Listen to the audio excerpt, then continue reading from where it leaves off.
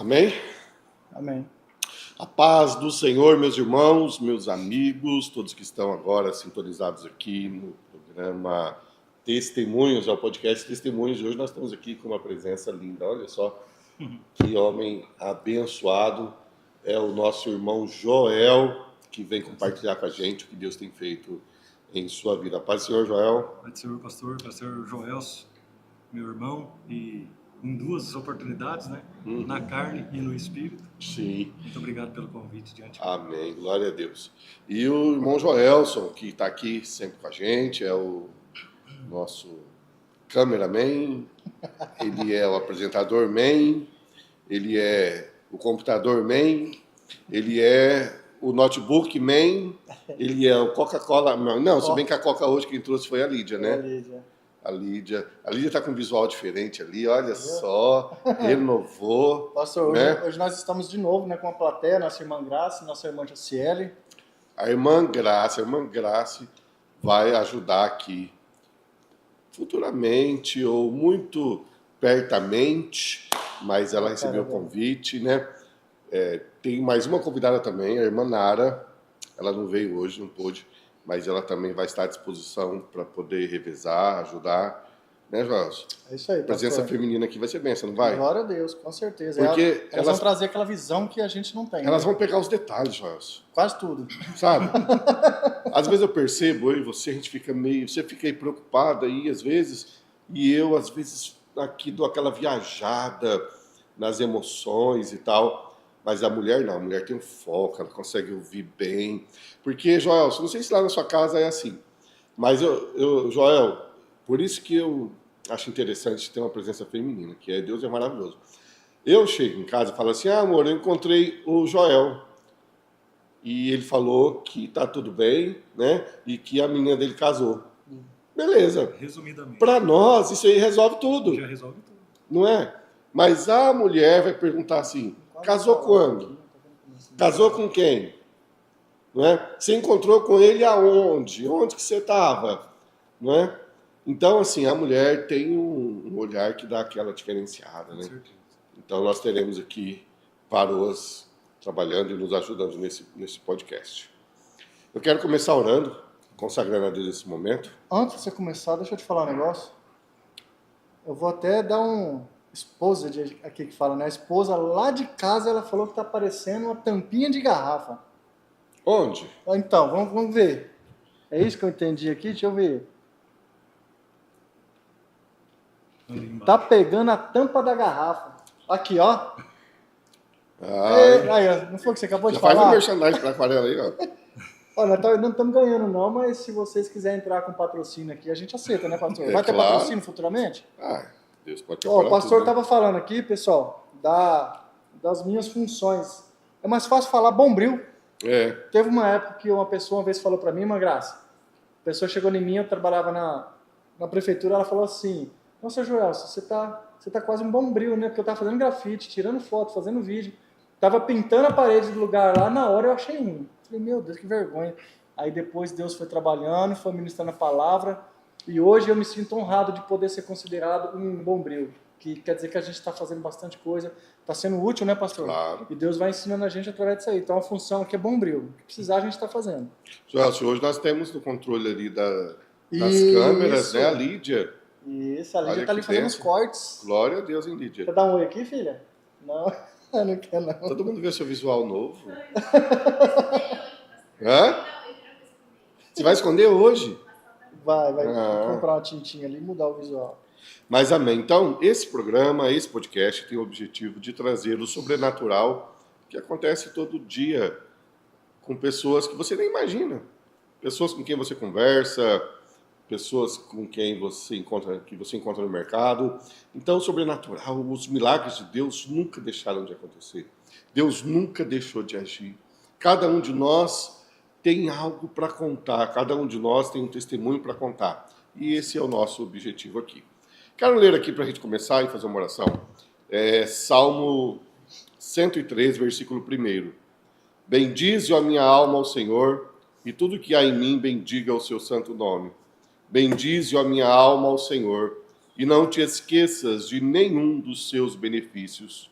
É Ele que perdoa todas as suas iniquidades e sara todas as tuas enfermidades, quem redime a tua vida da perdição e te coroa de benignidade e de misericórdia. Então o texto está dizendo: bendize a minha alma ao Senhor e tudo que há em mim, bendiga o seu santo nome. Bendize a minha alma ao Senhor e não te esqueças de nenhum dos teus benefícios.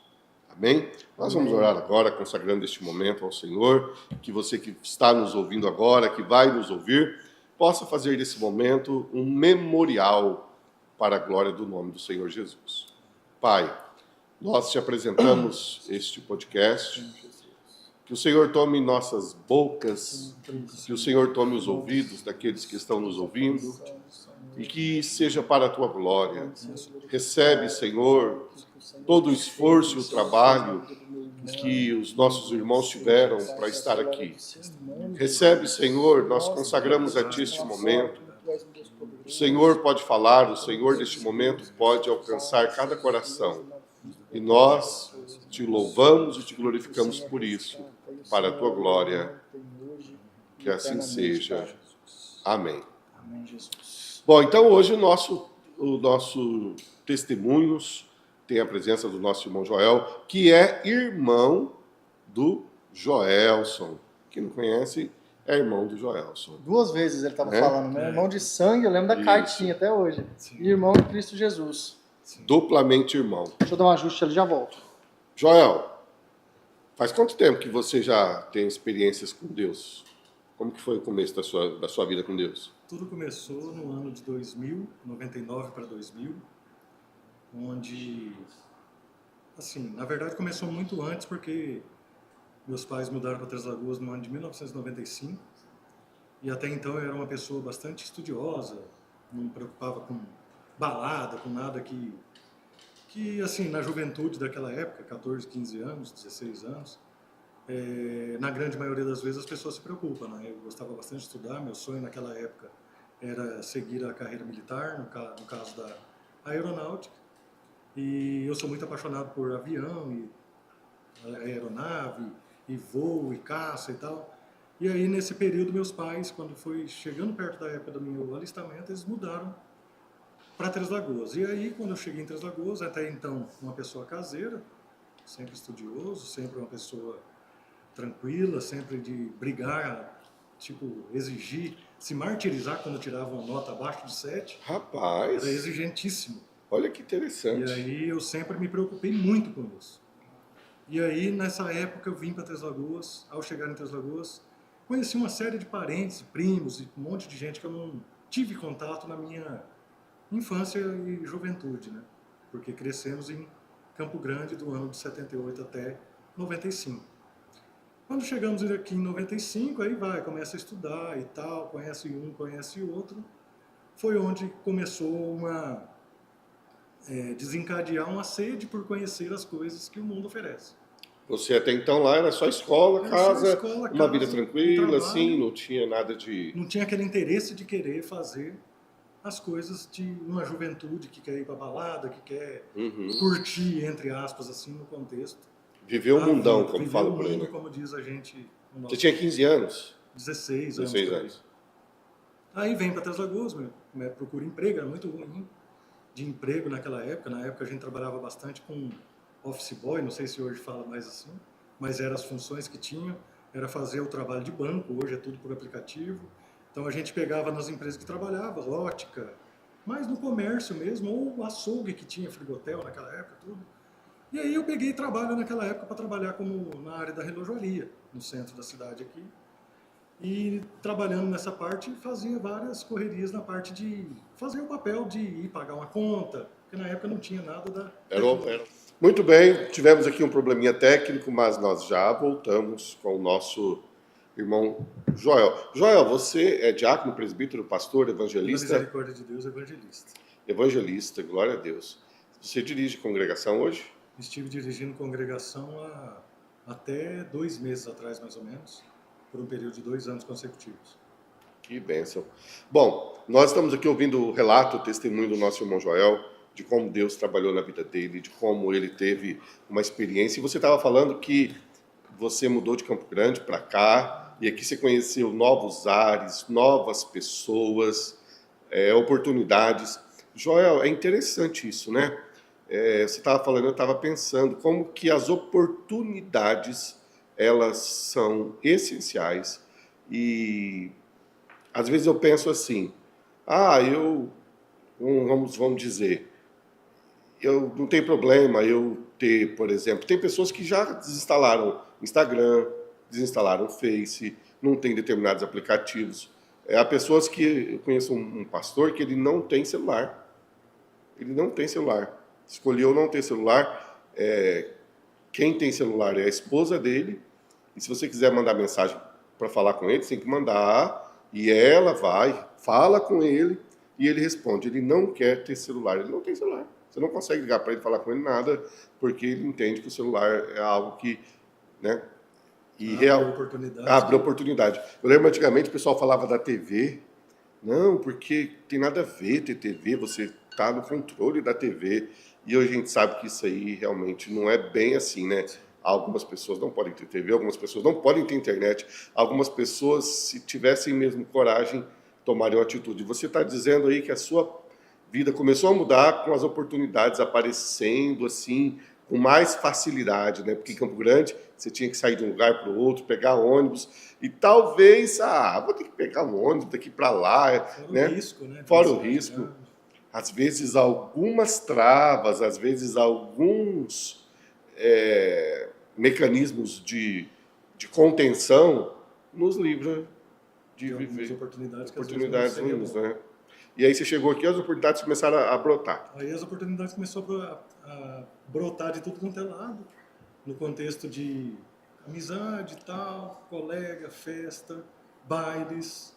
Aí é aquela história, né? Para quem não me conhece, o meu testemunho é voltado à área da libertação do mundo das drogas.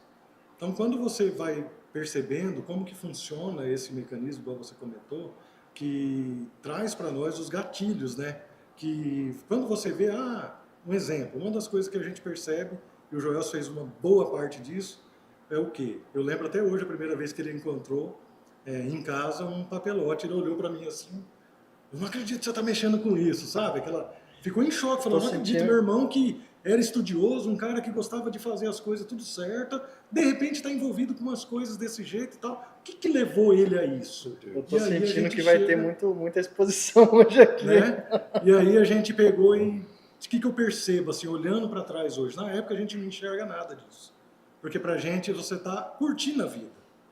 E aí no período que eu comecei a conhecer essas coisas, e os outros às vezes me perguntam, mas você conheceu droga, conheceu os vícios da qual você fez parte, porque as pessoas te ofereceram? Eu falo que sempre falo e sempre falei que não. Por quê? Porque igual você muito bem orientado aí comentou, oportunidade. Eu era uma pessoa que sempre fui muito curioso, de querer saber como que funcionam as coisas. E aí o que aconteceu? Despertou a oportunidade de ver pessoas usando essas coisas perto de mim, e aí quebrou aquele medo, falar, é isso, que é assim que fica? Deixa eu ver como é que é. É assim que se comporta? Deixa eu ver como é que é. Por quê? Porque desperta aquele gatilho de você pertencer àquele tipo de ambiente, àquele tipo de situação, para não ficar sendo aquela pessoa que às vezes é intitulado como careta e tal. Às vezes a gente acaba indo para conhecer, ver como que é, porque geralmente a pessoa vende uma imagem de que ele é mais descolado, de que para ele está dando certo, está ficando com as meninas mais bonitas da turma da escola daquela época. Então as pessoas começam a caminhar e querer despertar o interesse para estar em evidência. Então agora pense, Joel, vivendo em Campo Grande, uma pessoa pacata, caseiro, estudioso, não tinha nada de convivência. Ficava até mal quando tirava nota baixa. Ficava depressivo, entre aspas, né? Quando tirava nota baixa, trabalhador, não preocupava com nada disso. De repente, abre esse leque de oportunidade para você começar a viver uma visão que você via em filme. Aí você começa a prestar atenção, você fala, nossa, eu fiquei com aquela menina que eu conheci, porque eu comecei a fazer parte desse tipo de ambiente. Antes eu não conseguia nem chegar nela para começar a ter um interesse de ter a perca dessa vergonha. E eu não atribuo nada disso ao vício ou ao efeito do negócio. Mas o que eu atribuo é você querer despertar algo dentro de você naquele momento que faz você encontrar uma situação em um ser, em uma pessoa que você não era. Uhum. E começa a passar por um processo de transformação mesmo. Invertida é o que o evangelho faz, né? Isso, invertido, como se fosse se Sim. convertendo ao mal, Sim. aquilo que está te levando para a ruína. E como eu disse no início, muitas vezes você não percebe que você está indo para a ruína.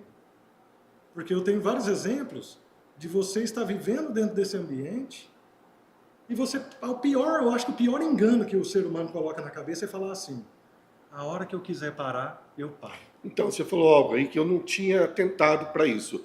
Geralmente, as pessoas quando entram nas drogas, a gente imagina que é por causa de um vazio, que é porque a vida tá um desespero. Mas você falou que você entrou por curiosidade. Olha que interessante. Você vendo as pessoas usando, né? E talvez até diante de uma informação errada que eles passavam para a gente antigamente, que droga é isso, que droga é aquilo, que maconheiro é isso e tal. Aí de repente você vê aquelas pessoas legais, usando, não dando nada, e a curiosidade. Olha que interessante, muitos... Aí quebra aquele medo, né? E muitas coisas a gente entra por curiosidade, você falando, eu lembrando de muitas coisas em que eu entrei para ver. Esses dias mesmo uma pessoa me falou que deletou o Instagram. Diz que nunca mais na vida vai ter Instagram, porque pesquisou aquelas coisinhas assim. Nunca pesquise isso no Instagram.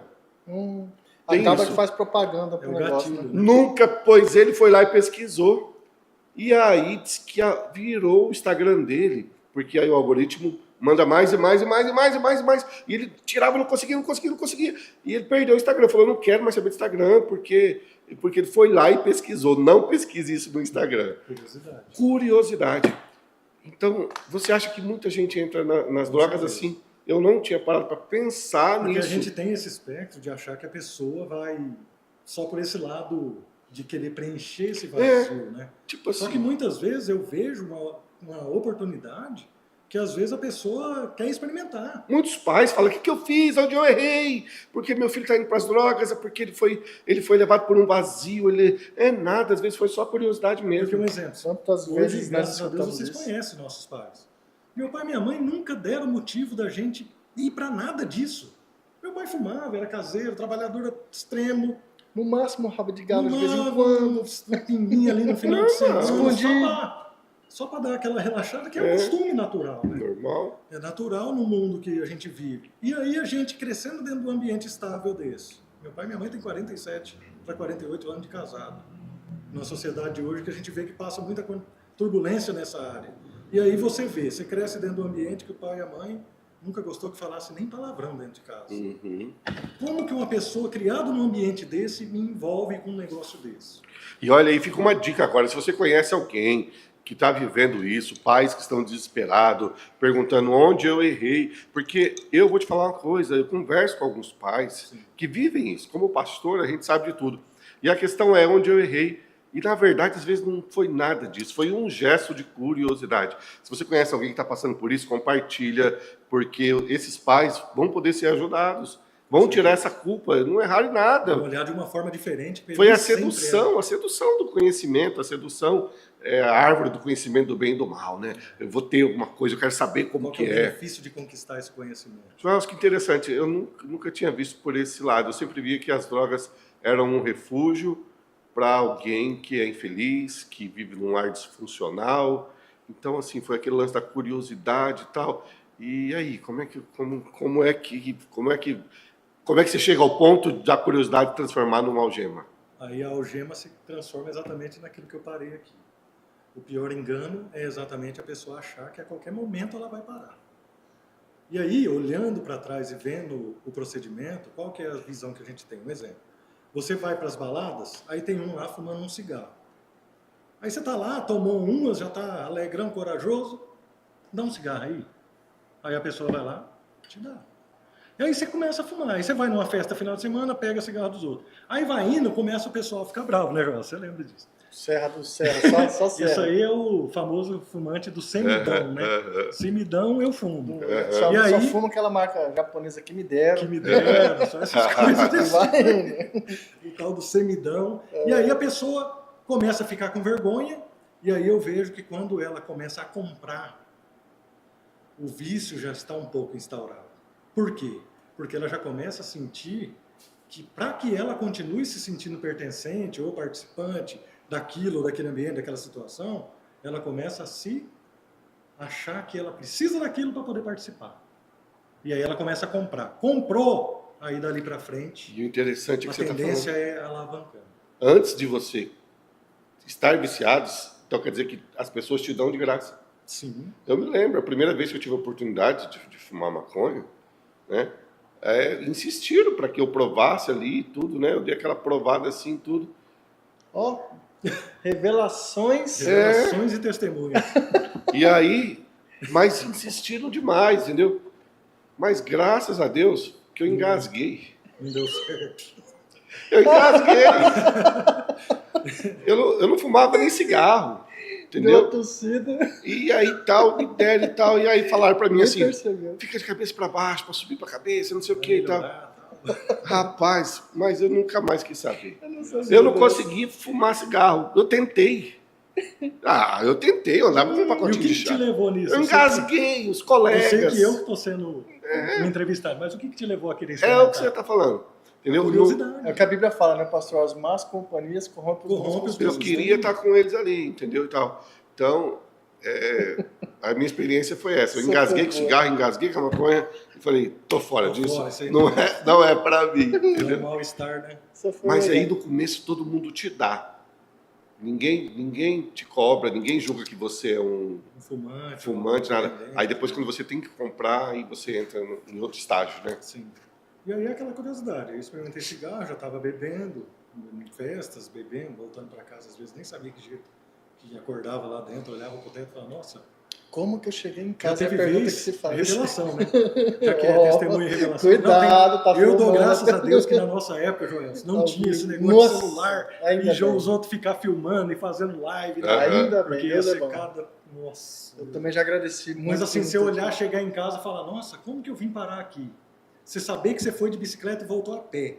Não sabe onde ficou Não a sabe bicicleta. nem onde ficou a bicicleta. Eu demorei uma vez 15 dias para descobrir na casa de qual colega minha bicicleta tinha ficado. Rapaz! É sério.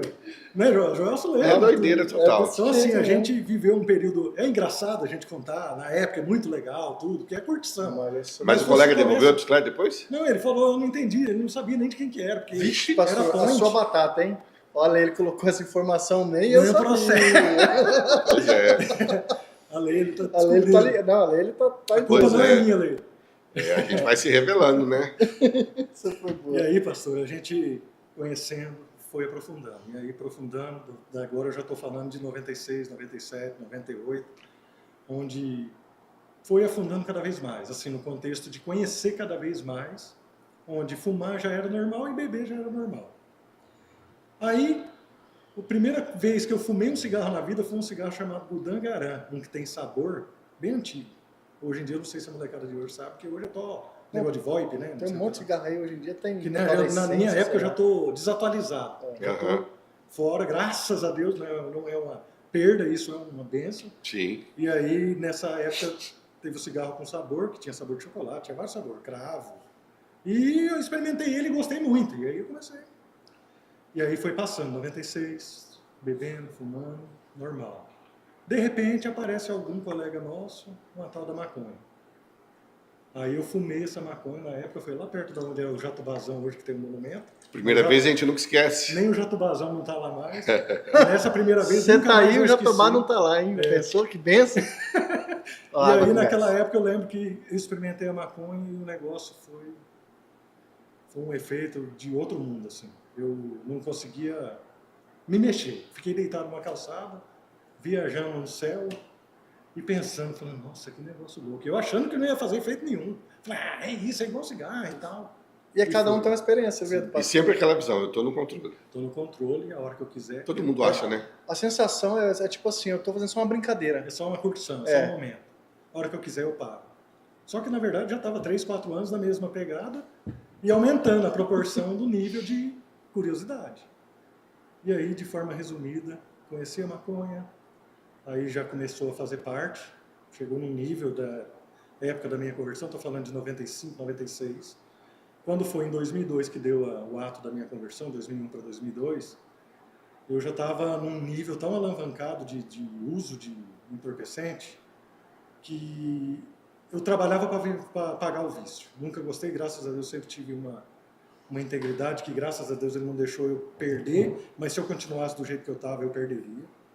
Que foi a parte de não querer roubar, de não querer fazer nada. Eu queria sustentar meu vício, eu queria ter a honra de não depender de ninguém para nada disso. O Joel se lembra disso. Detestava. Tinha vezes que eles...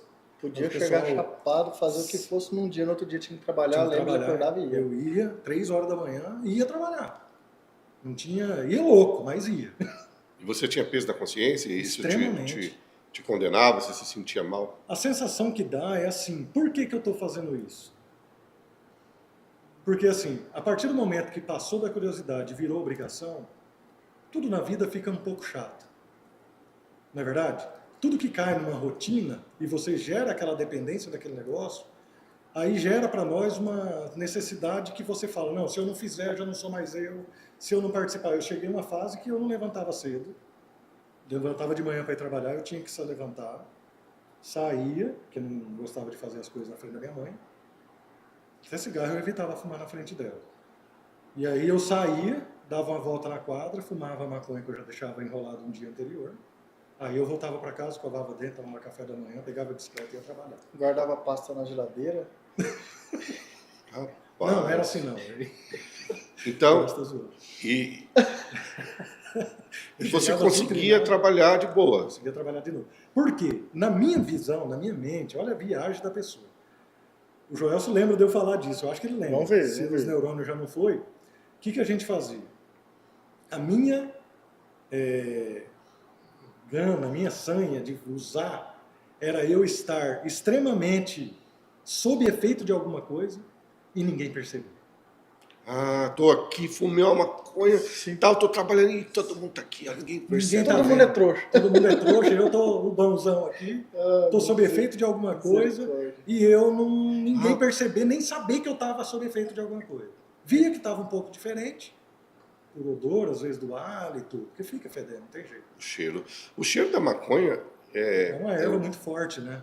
Eu convivi muito tempo com pessoas que hoje eu tenho dó dos vizinhos nossos. Que fumam, entendeu? Vale. E o cheiro não dá para disfarçar. Aquela casa deve estar cheirando deve até hoje. Deve estar fedendo maconha da parede até hoje. O cheiro não dá para disfarçar. Não dá. Nem queimando pó de café. Do Raimundos? Era mais ou menos, gente. Nem queimando pó de café, né? Nem queimando pó de café. Pó de café ficava com cheiro de maconha. Não dá para disfarçar. Gente, hoje a gente pode garantir que vocês vão ser edificados, mas se a gente soltar aqui tanta história que tem, a gente vai rir muito. Vai. Tem uma situação muito simples e muito rápida. Você não vai falar isso aí, não. Não, nem sei qual que é. Não é aquele dia do jogo do... Não, essa não. Pastor, a gente fazia o seguinte, nossa casa era de viela, casinha que qualquer treta a gente sabia o dia que o vizinho brigava, o dia que o vizinho se relacionava, nós sabia, porque nós escutava tudo. E aí a gente colocou, ia fumar, a gente colocava um pó de café queimando, já ouviu falar disso aí? Sabe? Não. Quem olhava, os vizinhos se olhavam por cima do muro, achavam que tinha uma Maria Fumaça dentro do nosso quintal, porque soltava tanta fumaça pra gente disfarçar o cheiro que acabava que piorava, né? Não, as outras eu não vou contar, não, só talvez numa outra oportunidade, não sei. Não, essa daí é legal contar. Não, a gente conta. Não, agora eu quero saber, uai. Eu já me preparei aqui. Você já jogou Bozó? Bozó? Não sei o que é Bozó. Bozó é um jogo que tem 5 dados e um copo com couro. Eu acho que não sei nem a origem. A mãe também tá assistindo, viu? A mãe tá assistindo, que eu mandei o link pra ela. E aí a gente tava na varanda de casa, minha mãe foi pra dentro, a gente foi lá, trancou a porta. Já tava na hora da minha mãe deitar e dormir, e nós ficávamos na varanda de casa. E nós ficávamos na varanda jogando Bozó. Aquela casa da morada que você conheceu. Você está falando nós, nessa época então, o Joelson já estava com você? Já tava junto. Então você já arrastou o caçula. Eu arrastei não, ele que quis conhecer também como é que era o negócio. Um dia eu conto o testemunho. Você também foi pela curiosidade também? Pelo contrário, eu lembro que meu irmão falava assim pra mim, Joelson. Eu particularmente o conselho dele era esse. Nunca ponha ninguém. Qualquer coisa que você conhecer na vida, mas nunca coloca a tal da pedra na boca. Foi que nem a história lá. Quando eu vi a oportunidade, eu falei, agora eu quero ver como é que ver como é que Mas o testemunho... É dele. E aí a gente joga no momento de descontração, né, do testemunho. A gente tava lá no fundo da casa da minha mãe, perto do Mariolari lá, casinha Viela, eu curtindo um som e tomando tereré e jogando bozó. Só que muitas vezes minha mãe ia dormir e ela achava que a gente ficava lá só fumando cigarro, trocando ideia. No máximo. No máximo.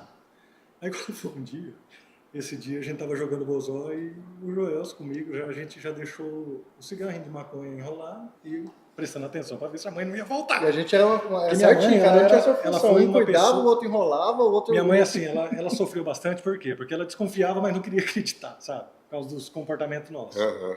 E aí, na grande maioria das vezes, ela foi uma pessoa que preparou a gente, porque ela sempre marcou em cima, preparou a gente até para não ser nem pego pela polícia direito. Porque assim, ela fazia uma marcação cerrada, você chegava em casa às vezes na madrugada. Você tinha que ser bom. Pum, ela chegava, se tivesse muito louco, você tinha que sarar na hora para conseguir falar com ela. Rapaz! Porque Parecia faltava- assombração mesmo. você tinha que respirar para fazer bafão para dentro, assim, ó.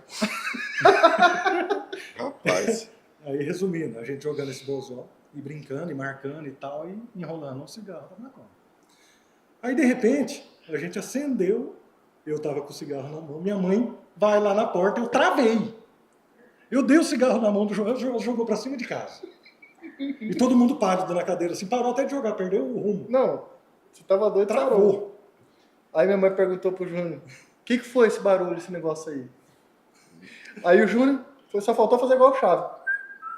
Travei.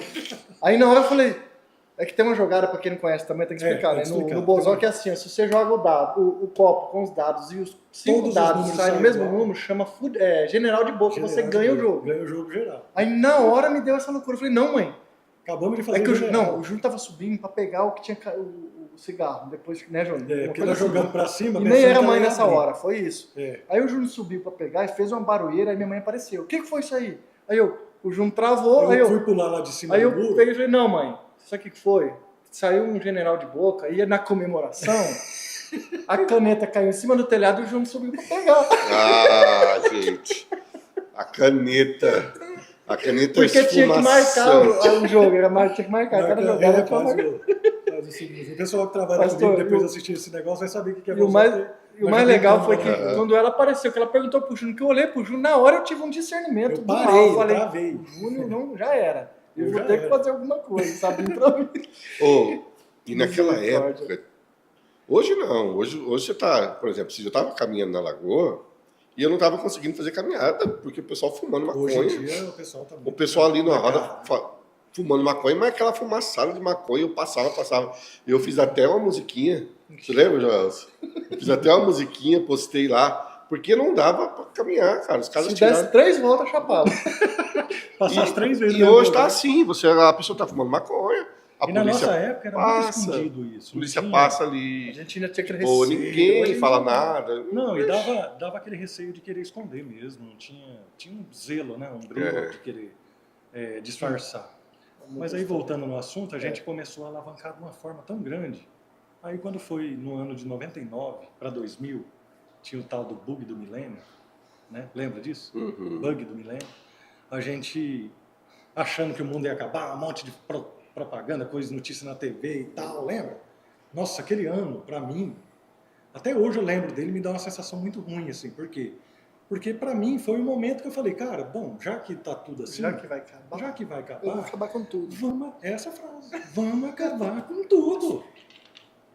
Tipo, dane-se, não quero nem saber. Eu quero, como minha mãe dizia um ditado, eu quero que o mundo acabe em barranco Pra para não eu morrer encostado. morrer encostado. E aí, nessa neurose, a gente, eu, na época, estava até um pouco mais longe, que daí eu já comecei a envolver muito com a área da química. Não saí muito pouco da maconha e comecei a invernar muito em cocaína, em crack, em coisa mais pesada mesmo. Coisa que antes eu abominava, Mais pesado, né, Júnior? até censurava ele de não querer conhecer, de se conhecesse não dar isso pra ninguém.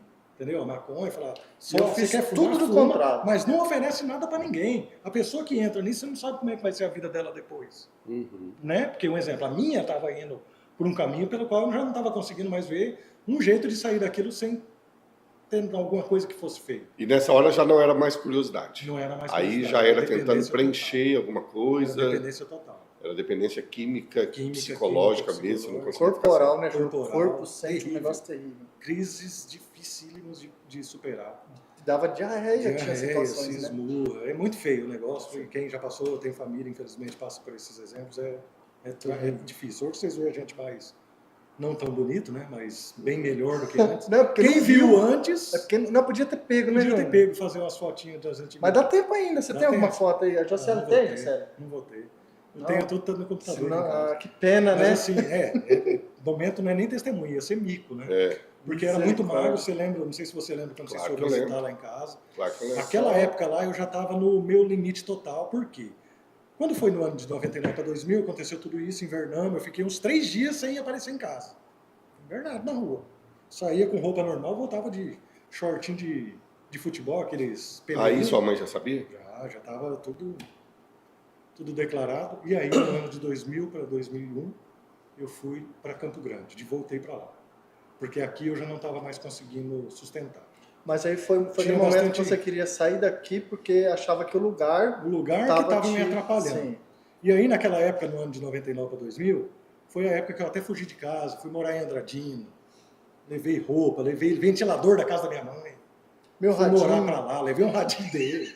Ele não esquece. Vai ter que fazer uma sessão de perdão nessa área. Esse radinho aí, acho que vai ter que ter um radinho que uma quebra de maldição nisso aí. Toda vez eu faço esse radinho. Toda vez. Ele não me perdoou direito ainda disso, porque ele se sentiu lesado. Foi um migué muito grande para conseguir levar isso. E aí, nessa época, fui para Andradina, ficamos lá um período trabalhando por lá. E invernado, desandado geral.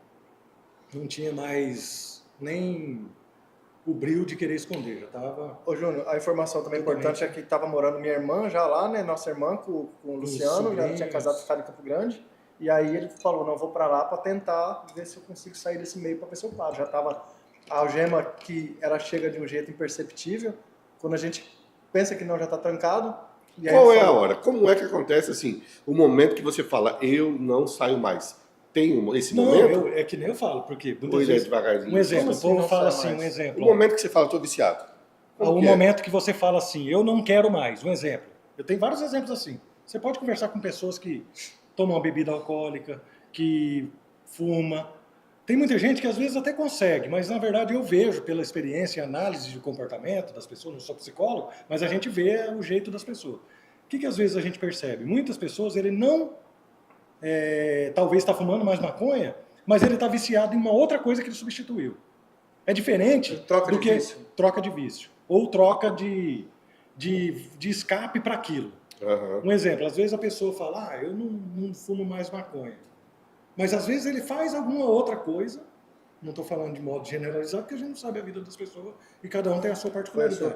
Mas na sua grande maioria das vezes são substituíveis. Uhum. Só Cristo que entra na vida da pessoa e tira por completo. Glória a Deus. E aí é onde a gente vai chegar mais próximo do ano de 2002, onde teve o seu encontro com a gente lá em casa. E aí o que aconteceu?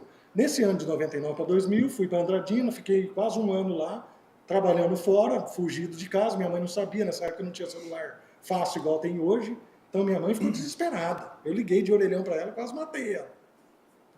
Falando, não, por que você fez isso? Você tem tudo aqui. Não, eu quero ter minha vida. Porque eu queria fumar minha maconha tranquilo, sem ninguém ficar me censurando. Queria fazer minha vida do jeito que eu queria, sem ninguém ficar sendo passado pela Polícia Federal. Sarando da brisa. É como se namorasse. É como se cortasse. Por exemplo, você precisa chegar perto de alguém que não pode saber que você está sob efeito, é a mesma coisa que corta o efeito seu. Você te atrapalha ali naquela loucura. Né? Uhum. E aí fui para Andradina. Sua mãe cortava o seu efeito? Cortava. Ela tirava a minha brisa. O nosso. O nosso. E aí, porque minha mãe é meio Polícia Federal. Mas ela vai ouvir, ela vai ficar brava com a gente depois, mas depois a gente conserta lá. E aí, o que a gente fez? Eu fui para Andradina, de Andradina não deu certo ficar lá, eu estava trabalhando e vivendo de um seguro-desemprego que eu estava recém-desempregado no lugar que eu trabalhei. E aí, saindo desse lugar, fiquei em Andradina por um período de quase um ano. Surgiu essa oportunidade, tive uma briga para lá, tretando já na cidade, o rolo com o povo e tal, às vezes piorava as coisas, não tinha dinheiro para ir lá buscar, bicicleta, e estava indo para um nível muito alavancado. E aí eu falei, cara, eu preciso sair daqui, senão o povo vai acabar me buscando. E aí, o que aconteceu? Acertei as coisas mais pesadas, e eu fui de mudança para lá, tive que ligar aqui, o meu pai me buscar lá em Andradina e trazer as coisas de lá para cá. Meu pai, cara, nunca tenho que reclamar dele, porque ele foi, gasolina deles, foi lá, buscou, trouxe para cá. Quando passou uns 15 dias, minha irmã, meu cunhado, não sei ao certo como é que foi a conversa, mas falou que tinha uma oportunidade de trabalhar lá por Campo Grande. Porque aqui era meio ruimzão, assim, de emprego. Era muito fábrica, Mabel, né? não tinha estrutura de fábrica, era Mabel. Mabel não chamava fácil, era meio seletivo, porque era muita gente para pouco emprego. E aí estava pegando bastante gente mais especializada em algum curso técnico. Eu não estudava, terminei o segundo grau e parei nessa época. Parei em 97, segundo grau. O ensino hoje é o ensino médio. Ensino médio. Na época era segundo grau, e vai. E aí eu parei nessa fase e não estudei mais. Fui para Campo Grande. Quando eu cheguei em Campo Grande, aí foi exatamente do jeito que o Joás comentou. Essa visão de você falar, bom, cidade nova, vou começar do zero. Aí você vê o nível da sua dependência. Porque daí eu sempre falava para mim mesmo, não, agora eu vou começar do zero e não vou usar mais, vou ficar de boa. Primeiro fim de semana, peguei um dinheiro, saí numa esquina para ir tomar um sorvete, uma cerveja, sei lá, já encontrei um cara fumando maconha e já colei com o cara. Isso que é estranho. Por exemplo, hoje não, hoje está bem aberto. Tá bem mas aberto. Antes,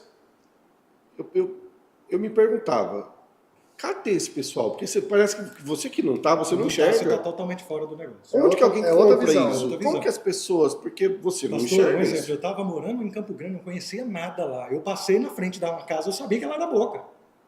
O movimento você dá para perceber. Qual que foi a minha percepção sobre isso aí? A minha experiência que eu tive, o Júnior também conta sobre isso, ele fala sobre isso. É tão espiritual a prisão, junto com a corporal e a física, que, por exemplo, o Espírito Santo, às vezes, você vai fazer alguma coisa, você tem uma sensação de algo que vai acontecer e você entende que era o Espírito Santo colocando dentro do teu coração, do teu espírito, te dando te guiando de um jeito onde você não ouviu voz, ninguém te falou, mas você tem aquela certeza. Você tem aquela certeza. O lado espiritual maligno é a mesma coisa. Você tem um feeling, uma Você conexão encontra, espiritual. parece que tem. Você olha na pessoa e fala... É louco. Você maluco. pode chegar e falar, onde tem? O cara fala, aqui. É de jeito. E a gente acha que a gente tem um poder. Eu sempre me fiz essa pergunta. Onde que eles acham? Parece que o negócio é instantâneo. Porque, por exemplo, eu e tenho... outra, sem contar que ele articula de um jeito que você se encontra com a pessoa. É isso. Absurdo. Eu já convivi com familiares, né? Inclusive pessoas bem próximas, que tiraram seus filhos. Não, eu vou mandar para outra cidade, vai morar e tudo. Mas a pessoa chega lá, é questão de dias, ela já sabe todas as bocas, ela já conhece todos. E às vezes até pior. E você fala, mas como que isso tá acontece, longe, né? cara? É um negócio que não... Eu sempre achei isso muito estranho, porque a gente não vê. Eu não vejo. Quem não tá no mas meio, quem não tá é meio que uma troca assim de química. Infelizmente.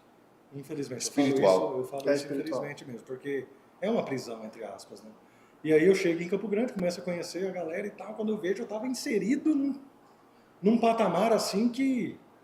Eu pegava um exemplo lá, na época, eu consegui um emprego, eu trabalhava, ganhava salário a cada 15 dias. Depois eu voltei para uma relojoaria que eu trabalhei muito tempo antes de mudar para cá, que eu aprendi a mexer com relógio. Tanto é que quando eu me converti, eu estava na relojoaria aqui. Me converti não, quando eu tive um encontro com Cristo, que a gente não muda nada da gente, né? Eu tentei várias vezes sozinho, não dei conta. E aí, nesse período, comecei a trabalhar nessa relojoaria, eu recebia por semana. Eu recebia na sexta, segunda-feira não tinha mais nada. Porque eu saía na sexta do serviço, pegava o ônibus, já descia na Boca.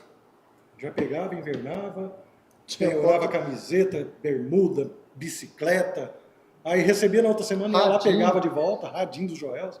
Não, o radinho já tinha ido faz tempo. Aí penhorava todas as coisas, depois recebia, lá pegava o penhor, com mais um pouquinho de grana, usava, depois devolvia tudo de novo pro traficante e ficava nesse bolo de neve. É feio, mano. E resumindo, quando foi uma época eu comecei a perceber, igual você perguntou, o que me levou a entender? Quando eu quis começar a querer parar, eu não conseguia mais. Me dava crises de abstinência gigantesca.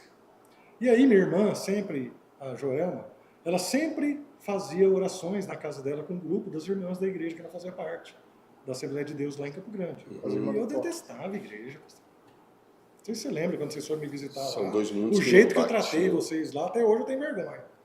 Mas aí o que aconteceu? Eu cheguei, o pessoal chegava lá para orar por mim, eu rachava o bico da cara deles. O que esses irmãos querem? Meu Deus, deixa eu em paz. Né? E aí elas iam lá, oravam e sapateavam na minha frente, aquele manto mesmo e tal. Hoje a gente vê que é bênção. Mas naquela época eu entendi, eu olhava e falava, meu Deus do céu. Se tivesse dor, então, eu tô fazendo ria, mal né, pra João? ninguém, tô fazendo só pra mim, por que eles estão tão preocupados comigo? Eu agia desse jeito. E aí eu fui vendo que aquilo foi me destruindo cada vez mais. Eu não tinha dinheiro para comprar as coisas, queria comprar roupa, não tinha dinheiro, trabalhando, não tinha dinheiro, queria comer um lanche, não tinha dinheiro. Muitas vezes pegava o dinheiro para comer um lanche, aí na mente já falava, em vez de eu comer o lanche, eu posso usar um 30 real dá tantas, bem certinho até a conta. Você já vai com o negócio na mente. E aí... E trabalhando, porque é uma dúvida que eu sempre tive. Hoje é o dia de trabalhando, a pessoa consegue manter o vício, então? Não consegue, porque assim, é muito caro. Então, porque a visão que eu sempre tive é que esse negócio é caro, eu sempre vi o pessoal roubando e fazendo as coisas e tal. Mas você, pelo que eu estou entendendo, você conseguia manter o seu vício trabalhando. É que eu trabalhava e eu tentava me segurar ao máximo para poder usar com maior veemência quando eu tinha dinheiro. Então, no momento que eu ficava... Aí ficava naquela ressaca moral, sabe? Quando eu invernava os fins de semana, não era todos também, mas a grande maioria das vezes, quando eu despertava um gatilho de ir atrás, saía na sexta, voltava na segunda de manhã para trabalhar. Todo destruído, parecia um mendigo, sabe? Tudo sujo, perdidaço. E aí, o que acontece? Hoje as pessoas olham para mim assim, não imagina. Esses dias eu contei testemunho na aula de teologia que eu estava fazendo na nossa sede ali, o pessoal ficou, nossa, eu pensei que você nasceu dentro da igreja. Falei, para você ver o que Deus faz na vida da pessoa quando ela é encontrada, tem esse encontro com Cristo e a vida dela realmente é transformada. Você é uma testemunha ocular disso. Sim, sim. E aí, nesse período, morando em Campo Grande, comecei a frequentar essa igreja que é minha irmã. Só que assim, eu ia para fazer a vontade dela. Falei, vou lá porque eu não aguento mais esses irmãos. Estava morando com ela? Não aguento, estava morando na casa dela, dando trabalho, saía, deixava elas preocupadas, porque não sabia que hora que ia voltar. Que hora você vai voltar? Não sei, eu só sei que eu vou. Falava desse jeito, ela não era minha mãe. Então a gente vivia do jeito que queria. E aí eu comecei a ir na igreja com ela. Quando foi um dia, eu fui num culto, quarta-feira, numa igreja, dia de semana. Você sabe que geralmente a frequência de pessoas é bem baixa. A maioria trabalha, estuda e tal. E aí, naquele dia, estava eu, ela e mais umas 5 pessoas e os irmãos dirigindo o culto lá. Rapaz, eu sei que a mensagem naquele dia, no culto de ensino, bem simples, não era congresso, não era nada disso. E o irmão pregando, ele fez o apelo. Glória a Deus. Na hora que ele fez o apelo, aquilo lá falou tanto comigo que eu fui. Glória a Deus. Num culto de ensino. Aceitei Jesus, chorei. Comecei a participar lá na época. As igrejas hoje, eles têm não sei aqui, né? Mas na grande maioria das igrejas que eu já fiz parte, eu já frequentei, já fui em culto, a gente percebe que muitas vezes a pessoa acaba de se converter, ele já começa a pertencer aos grupos da igreja. Sim. Nessa igreja que eu fiz parte lá, tinha um grupo chamado Grupo dos Novos Convertidos. Isso que eu estou falando é a Assembleia de Deus do Tarumã, lá em Campo Grande. E aí, eles tinham um grupo de novo convertido e era só doido. Como chama aquele povo? Sabe aqueles figurinos das pessoas do Piratas do Caribe lá? Quando eles ficam no só gente daquele tipo. Só The Walking Dead. Só The Walking Dead, só zumbizão. Povo feio. Assim, tudo destruído por causa do vício, das dependências, um problema com álcool, outro com a área sexual, outro com a área de droga. Pesado. E eles uniam esse grupo e tinha um irmão que ele era convertido e ele era presbítero na época lá, que ele era o líder desse grupo de novos convertidos. E aí eles começaram a discipular a gente para preparar para o batismo. Uhum. E eu decidi batizar. Porque na minha visão naquela época, isso eu estou falando do ano 2000, 2001...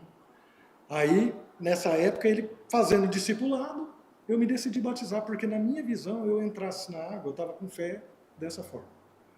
Eu estava com a fé de que quando eu entrasse nas águas, eu voltaria, eu não precisaria mais usar droga.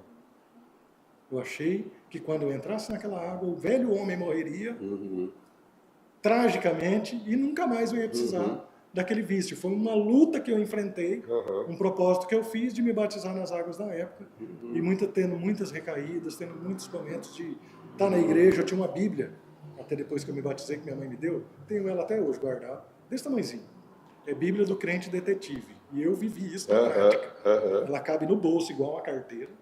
Então eu ia para a igreja, passava na frente das bocas que eu comprava as coisas, e o pessoal ficava vendo a gente ir para a igreja, e eu, Bíblia no bolso para não mostrar que eu sou crente. Comprar ali na boca. Comprar a droga com a Bíblia na mão, não dava. Escondia no bolso entrava para as bocas, comprava o que tinha que comprar depois do culto e ia embora. Depois do culto? Depois do culto, às vezes. Detalhe. Para minha vergonha, isso. E aí, nesse período, participando de jovens e tal, com um grupo de novo convertido. E na grande maioria das vezes, quando eu me batizei, todas as vezes que era para participar da Santa Ceia, eu não consegui. Porque naquela semana, a terrível abstinência me batia. Tinha vez que a pessoa, colega meu, que fazia tempo que eu não via, um mês inteiro não via, ia lá em casa com a papelotão para usar de graça, eu me preparando para participar e participando dos jovens. Teve uma vez, pastor, que eu saí da casa da minha irmã para ir para o ensaio de jovens. Só que no meio do caminho eu decidi ir para a Boca. Quando eu passei perto da igreja, eu estava indo a pé. Quando eu passei perto da igreja, os jovens estavam ensaiando, que era esse grupo de novo convertido, porque os grupos de novo convertido tinham oportunidade de louvar. Não era dentro das jovens, nem do coral e nem da banda. Era um grupo separado para preparação para poder participar dessas coisas. Porque eu imagino que eles tinham uma demanda muito alta de pessoas, por ser um bairro mais de periferia, que eles davam uma cercada para tentar fazer essas pessoas se estabilizar primeiro, para depois elas começarem a participar das coisas, senão começa a ter oportunidade de outras coisas, depois já desvia, e aí atrapalha a vida espiritual da pessoa. E eu passando perto da igreja, e aí eu comecei a ouvir o hino, me deu uma vontade muito grande de chorar. Só que eu estava de camiseta regata, aquelas que, tipo de jogador de basquete, que é cortada a manga aqui, e de bermuda. Eu usava bastante pulseira, assim, de hippie, né? E era bem trevão, assim. E aí eu tava lá naquele negócio, falei, cara, eu vou entrar lá porque eu vou pedir pro irmão daqueles lá orar por mim, para tirar esse negócio que eu tô querendo usar droga. Eu tava por isso que indo nessa época, nem maconha eu não fumava mais, era só pedra, só na lata, só no cachimbo. Tinha mais efeito de maconha, já nem se fazia mais. Não tinha mais vontade de ficar naquela desislow lá. Desislow, não tinha mais vontade de fazer isso. E aí, só naquela adrenalina, cada uma dessas drogas dá um efeito maior que a outra. Maior que a outra e mais nocivo também. E aí, passei na porta da igreja tocando o hino, eu fui entrar, o diácono me barrou na porta da igreja. Já fica um recado aí, né? Fica um recado aí, eu já contei isso até em outras oportunidades. Quando eu cheguei na frente da igreja, o diácono me parou e falou, não, você não pode entrar aqui dentro desse jeito. Eu estava indo embora, veio na minha mente, por que você não pode entrar desse jeito? O obreiro, um diácono, parou ele era caseiro da igreja, morava no fundo da igreja. E ele abria para cuidar das coisas da igreja enquanto os irmãos estavam ensaiando. Quando eu bati lá na porta, que eu fui entrar, ele me barrou. Não, você não pode entrar aqui na igreja desse jeito, não. Aí eu baixei a cabeça e falei, rapaz, eu quero entrar na igreja, o cara não vai deixar. Na boca lá, o cara tá de braço aberto para mim. Meu Deus, como que pode? Aí na hora que ele falou isso, me veio uma... Eu falo que é uma autoridade de Deus, eu acho. Na época eu não tinha discernimento de nada disso. E aí eu virei para trás e falei para ele, irmão, você sabe de onde eu estou indo? Ele falou, não, eu estou indo para uma boca. Escutei os jovens louvando, que faz parte do grupo que eu faço parte, e eu pensei, eu vou entrar lá para eles orar por mim, para tirar a vontade de usar essa droga, que eu estou hoje em crise de abstinência desde cedo. E eu estou lutando até agora. Você foi muito corajoso, algo muito forte. Aí ele pegou, olhou para mim, começou a chorar. Irmão, você me perdoa? Começou a chorar igual uma criança. E aí ele pediu para que eu entrasse, ele mesmo orou por mim, junto com os irmãos. Aquele dia, eu ensaiei com eles, participei com eles, depois saímos de lá, fomos para a casa dos outros jovens, tomamos tereré, fizemos louvorzão, cantamos. Eu fui para casa e não usei droga. Que coisa linda. Você entendeu? Glória então a Deus. É um momento, eu estou falando isso aqui, estou até emocionado de lembrar desse momento. Mas é emocionante. Porque assim, você vê que como que é perigoso muitas vezes, se você está ali na porta de uma igreja e a pessoa está não te deixando entrar. Muitas vezes a gente tem que tomar muito cuidado para não ser igual Jesus falou para os fariseus. Não entre e não deixa os outros entrar. Aí a minha vida naquele momento, naquele dia, eu não precisei usar droga. Por quê? Porque a presença de Deus aquele dia no ensaio falou comigo. Glória a Deus. E muitas vezes a gente vem no ensaio, participa de ensaio, e acha que o ensaio é uma coisa da rotina, irmão. Ensaio também possui presença de Deus. Sim. E aí eu saí daquele lá, aquele dia, fui embora, glorificando a Deus, falei, nossa, obrigado, Senhor, não sentia mais nada, sabe? Aí eu comecei a experimentar, mesmo já batizado nas águas, mesmo não conseguindo participar de Santa Ceia, mesmo tendo crises de abstinência e tendo recaídas, muitas vezes pessoas de dentro da igreja falando, esse irmão aí não aguenta passar na frente da boca que ele entra. Teve gente que me falou Critica, isso. Né, João? Só fala mal, joga mais para baixo, né? Joga mais para baixo. Eu fiquei meses sem ir na igreja de vergonha. Quando foi um dia, eu saí do culto, fui no culto, era culto de Santa Ceia, falei, hoje eu vou tomar. Porque aquele dia eu não estava, tipo, recentemente usado droga. Só que quando eu entrei dentro da igreja, começou a me dar uma crise tão forte de consciência que eu fui embora no meio do culto. Quando começou a oração para servir a Santa Ceia, eu levantei e fui embora chorando. De vergonha. De vergonha. Porque todo mundo da igreja já sabia da minha dificuldade naquela época. Fui embora, cheguei em casa, na casa da minha irmã, na verdade. Orei, cheguei lá dentro, chorei, até não ter mais lágrima. Desidratei. Quando minha irmã chegou da igreja, que era Santa Ceia, ela tinha participado, e chegou lá junto com meu cunhado, os meus sobrinhos eram tudo pequenininho. Que ela chegou lá e falou, ó, tem gente lá na frente dos jovens lá querendo falar com você. Eu falei, ixi, já vem esse povo querendo me encher o saco, só porque eu fui embora do culto. Quando eu cheguei na porta da casa dela, que eu olhei lá na frente, eu conto isso para todo mundo, que isso aí foi um momento muito marcante para mim e faz uma diferença muito grande. E aí eles olharam para mim e falaram assim, quero que valorize o que você Meu tem. Deus! Você é um... Rapaz, olha a eu caí de diferença cara da comunidade. Comecei a chorar. Eles oraram comigo, fizeram ficar aquele momento ali até 11 horas da noite, trocando ideia. Falaram, irmão, você não está conseguindo, mas nós estamos aqui para te ajudar. Conta com a gente, não fica caminhando sozinho, sabe? Dando aquele apoio. Beleza. Passou todo esse período, graças a Deus. Muitas recaídas, foi um período de quase um ano nesse processo. Eu comecei a ter momentos de crise, de cair, e não consegui mais ir na igreja. Mesmo eles fazendo essa visita, sabendo do amor deles pela gente, começou a ficar um caso de vergonha mesmo. Porque muitas vezes eles me viam na igreja, sentado lá, mas muitas vezes me via no bar tomando cerveja. Muitas vezes me via no centro da cidade fumando um cigarro escondido. Teve um dia que eu até brinquei com o irmão, ele era líder dos jovens, só que eu era dos jovens do novo convertido e ele era líder dos jovens da mocidade da igreja, igual você foi naquela época. E aí ele pegou, eu tô lá na banca, em Campo Grande tem muita banca, na Maracaju.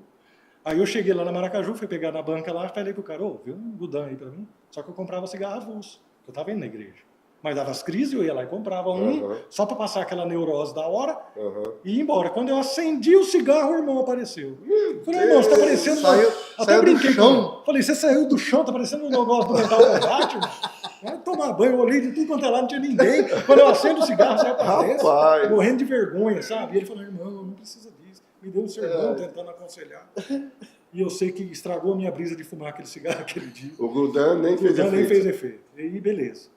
Quando foi um dia, esse irmão que era líder dos jovens lá do grupo do Novo Convertido, passou na empresa que eu trabalhava, na Relojoaria, e falou para mim assim, ó, eu estou trabalhando aqui perto, vamos organizar para você ir almoçar comigo. Aí a gente almoça junto, a gente troca ideia, precisamos falar um negócio com você. Dias antes, eu estava num camelódromo lá em Campo Grande, eu trabalhava perto, trabalhava na 14, na frente da Praça de Coelho. E aí eu desci no camelódromo, tinha uma menina que trabalhava lá, e ela era colega nossa lá do grupo de jovens, e ela me ajudava bastante com conselho, com versículo, e trocava ideia. Mas não era interesse de romance, era um interesse de amizade de uma pessoa que eu sei que comprou a briga para me ajudar. E muitas vezes, né? Com a alma, não foi no interesse de homem e mulher.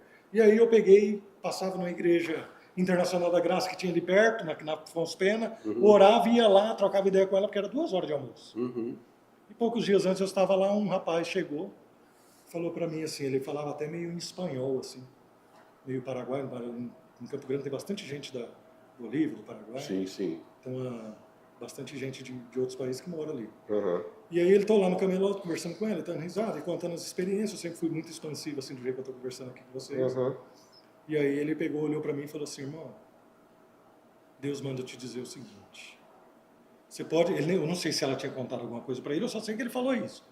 Falou, eu não sei o que você está passando, ela até chorou na hora, mas Deus manda eu te dizer que tudo que você está passando agora, vai chegar um dia que você vai ter um encontro com o Espírito Santo de Deus, e a partir desse momento, nunca mais a sua vida vai ser igual. Glória a Deus. Ele falou desse jeito para mim. Na hora eu fiquei impactado, eu falei, rapaz, como que ele sabia do que eu estou passando? Porque eu estava tendo muitas oscilações de cair mesmo. E não estava mais conseguindo frequentar com tanta oportunidade a igreja, porque eu já estava com vergonha, todo mundo vendo e julgando e tal. E aí, quando foi nesse dia, eu fui lá, ele falou isso para mim, eu Do outro dia, esse irmão passou lá na hora do almoço. Aí conversamos, almoçamos, tudo, sentamos lá na praça com ele, conversando e tal. Ele falou, então, irmão, o negócio é o seguinte, Deus me colocou no coração, estava orando dias atrás, já faz dias que era para mim estar falando isso aqui para você, mas eu preciso te contar uma coisa. Deus me mostrou que você precisa, eu não sei de onde você é, mas você precisa se levantar onde você caiu. Na hora, veio na minha mente, falou, não, onde tudo começou foi aonde? 95, 96, Três Lagoas. Eu chorei, ele orou por mim lá na praça, levantei, eu até estava de óculos escuros, chorando mesmo. Meu Deus, como que essas coisas são maravilhosas? Daí ele peguei... Trabalhar de Deus é... Na época não tinha celular, essas coisas, né? Minha mãe trabalhava numa escola aqui em Três Lagoas, numa escolinha de criança de educação infantil, não pode falar É importante você falar. Não pode. Né? E aí, eu peguei e fui para essa escola, no orelhão, chorando, e liguei para ela. Falei, mãe, é o seguinte, Deus acabou de falar comigo que eu preciso voltar. E sua mãe já era evangélica, da igreja? Tudo? Ela ia, mas não era uma frequência... Era mais assim, aquela pessoa convencida ao evangelho. Ela tinha um período de experiência dela lá no passado, da qual ela se libertou do cigarro e tudo. Gostava bastante da igreja batista. Ela criou a gente meio que indo alternadamente, sem muito compromisso, nas igrejas batistas. Mas aí, nessa época, eu estava frequentando a Assembleia junto com a minha irmã. E aí eu liguei para ela, falei, ó, Deus acabou de falar comigo, e é o seguinte, eu preciso voltar para Três Lagoas. Nem que você me tranca dentro do quarto, põe comida por baixo da porta, me põe numa clínica de recuperação, eu não aguento mais a vida que eu estou vivendo. E ela começou a chorar, falou, não, pode vir, você vai ser bem-vindo. Aqui nós damos um jeito, nós vamos ver o que dá para fazer. Beleza, passei essa semana, isso era uma terça, quarta-feira. Quando foi no fim de semana, eu peguei o acerto da empresa, fui para casa da minha irmã, arrumei as malas, veio na minha mente, você podia só tomar uma cervejinha antes de ir? Meu Deus, é tudo igual, as tentações são todas as mesmas. Aí eu peguei e falei assim, na minha mente, falei para Joel, eu vou pegar só tomar uma cervejinha, e daqui a pouco eu volto, pego o ônibus e vou. Ela falou, não faz isso. Quer que eu te levo lá junto? Eu falei, não, você não vai comigo.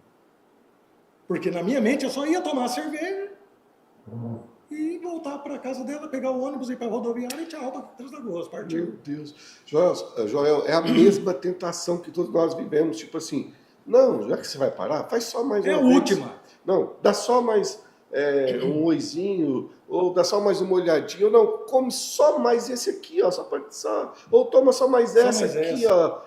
Cara, é muito forte, todo mundo vive da mesma forma. Mesma receitinha, o inimigo ele não muda essas coisas. A mesma receitinha.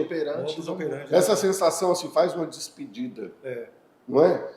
Aí fui para esse lugar, cheguei lá na época, tinha uma menina que de vez em quando a gente tinha uns trombada. Flashback.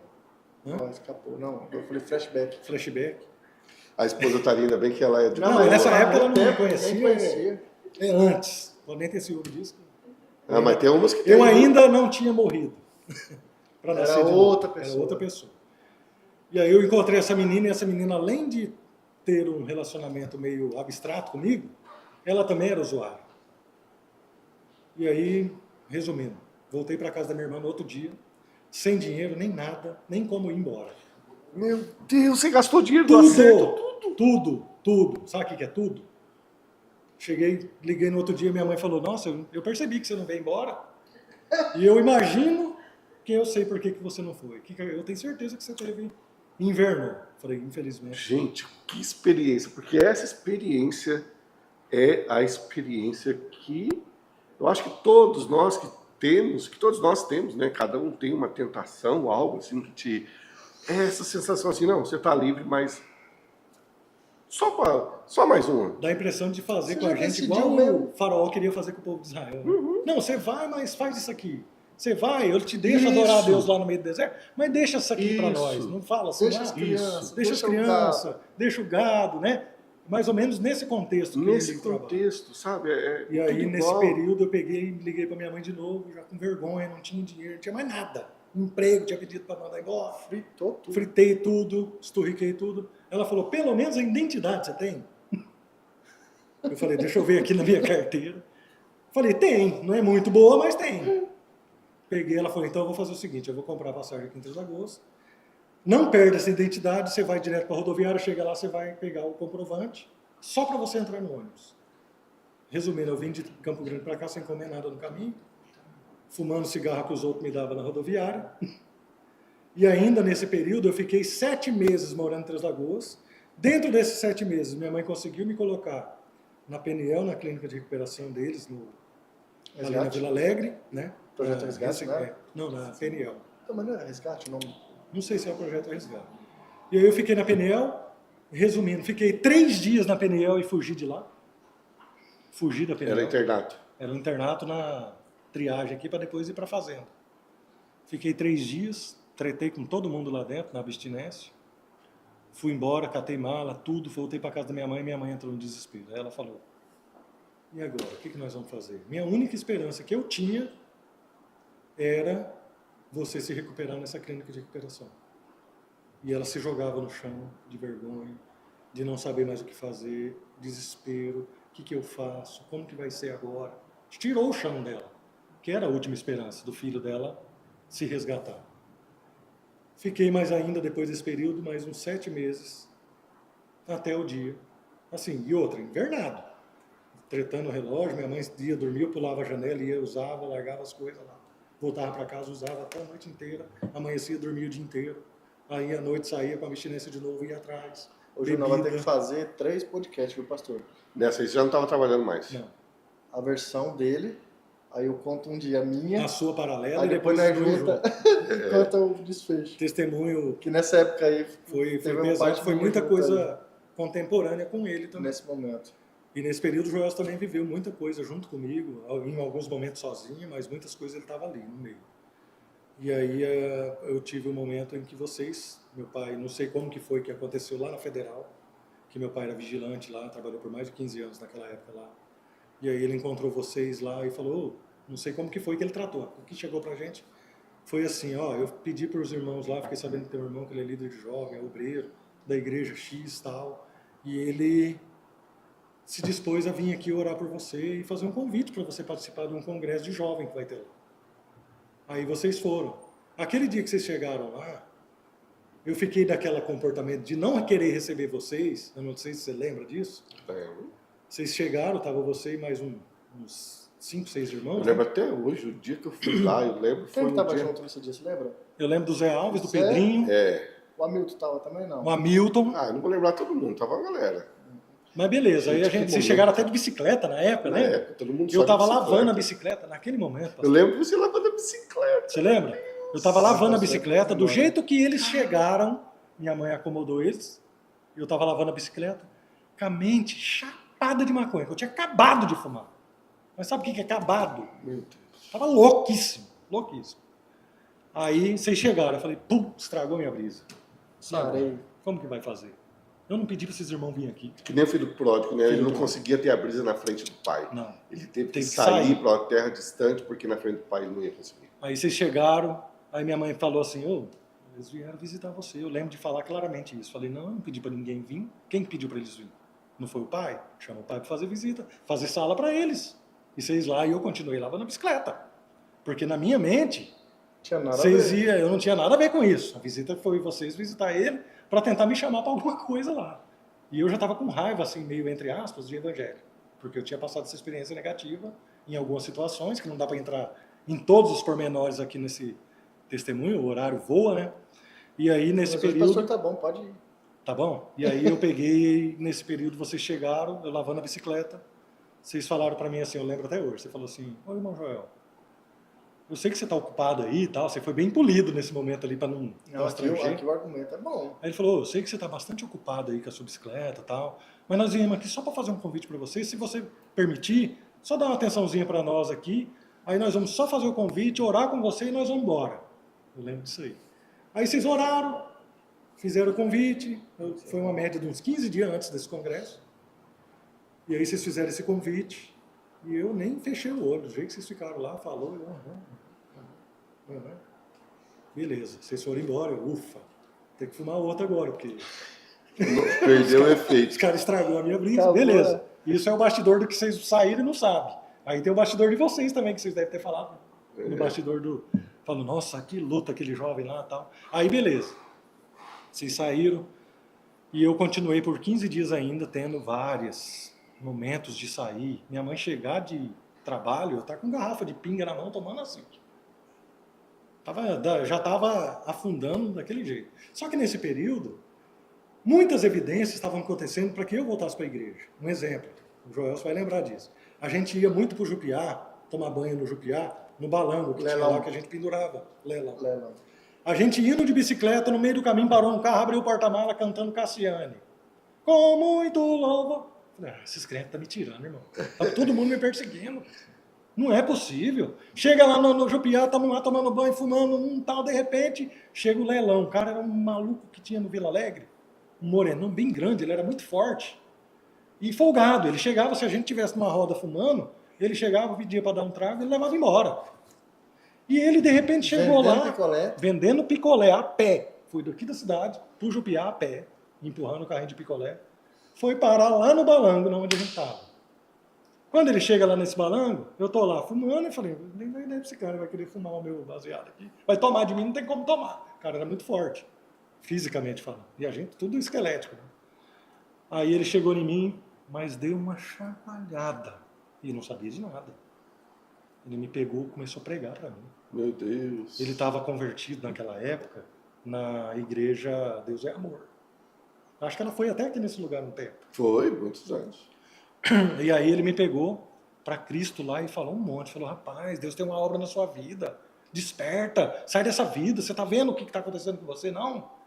Ele se levanta, vai para a igreja, volta para a presença de Deus. Sem medo. Sem medo de dar dura mesmo. Tipo, como se fosse Carvalho Júnior, naquela época do mais cajadado, assim, sabe? E aí eu, naquele momento, falei, meu Deus, é o Senhor mesmo que está falando. Porque para levantar um cara desse, que era traficante, que era usuário de droga, quase ficava mendigo na cidade, para falar para mim que o Senhor tem uma obra na minha vida, é Deus.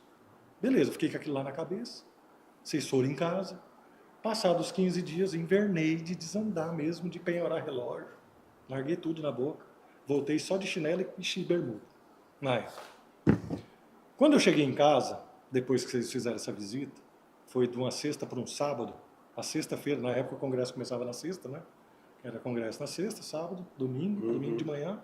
Meu Deus, encontro de jovens à tarde e culto à noite, que era o fechamento. Manhã missionária. Manhã missionária.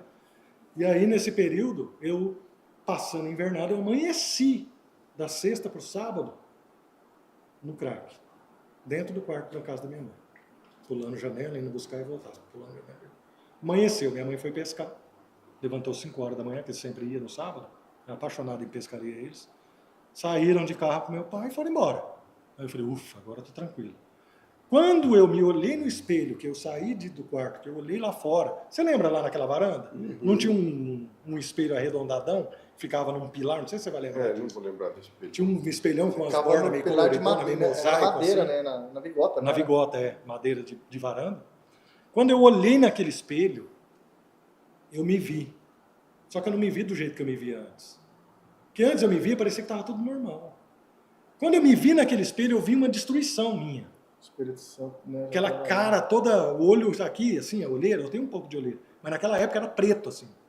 Muito magro. Hoje eu peso 87, estava com 60 quilos. Meu Deus.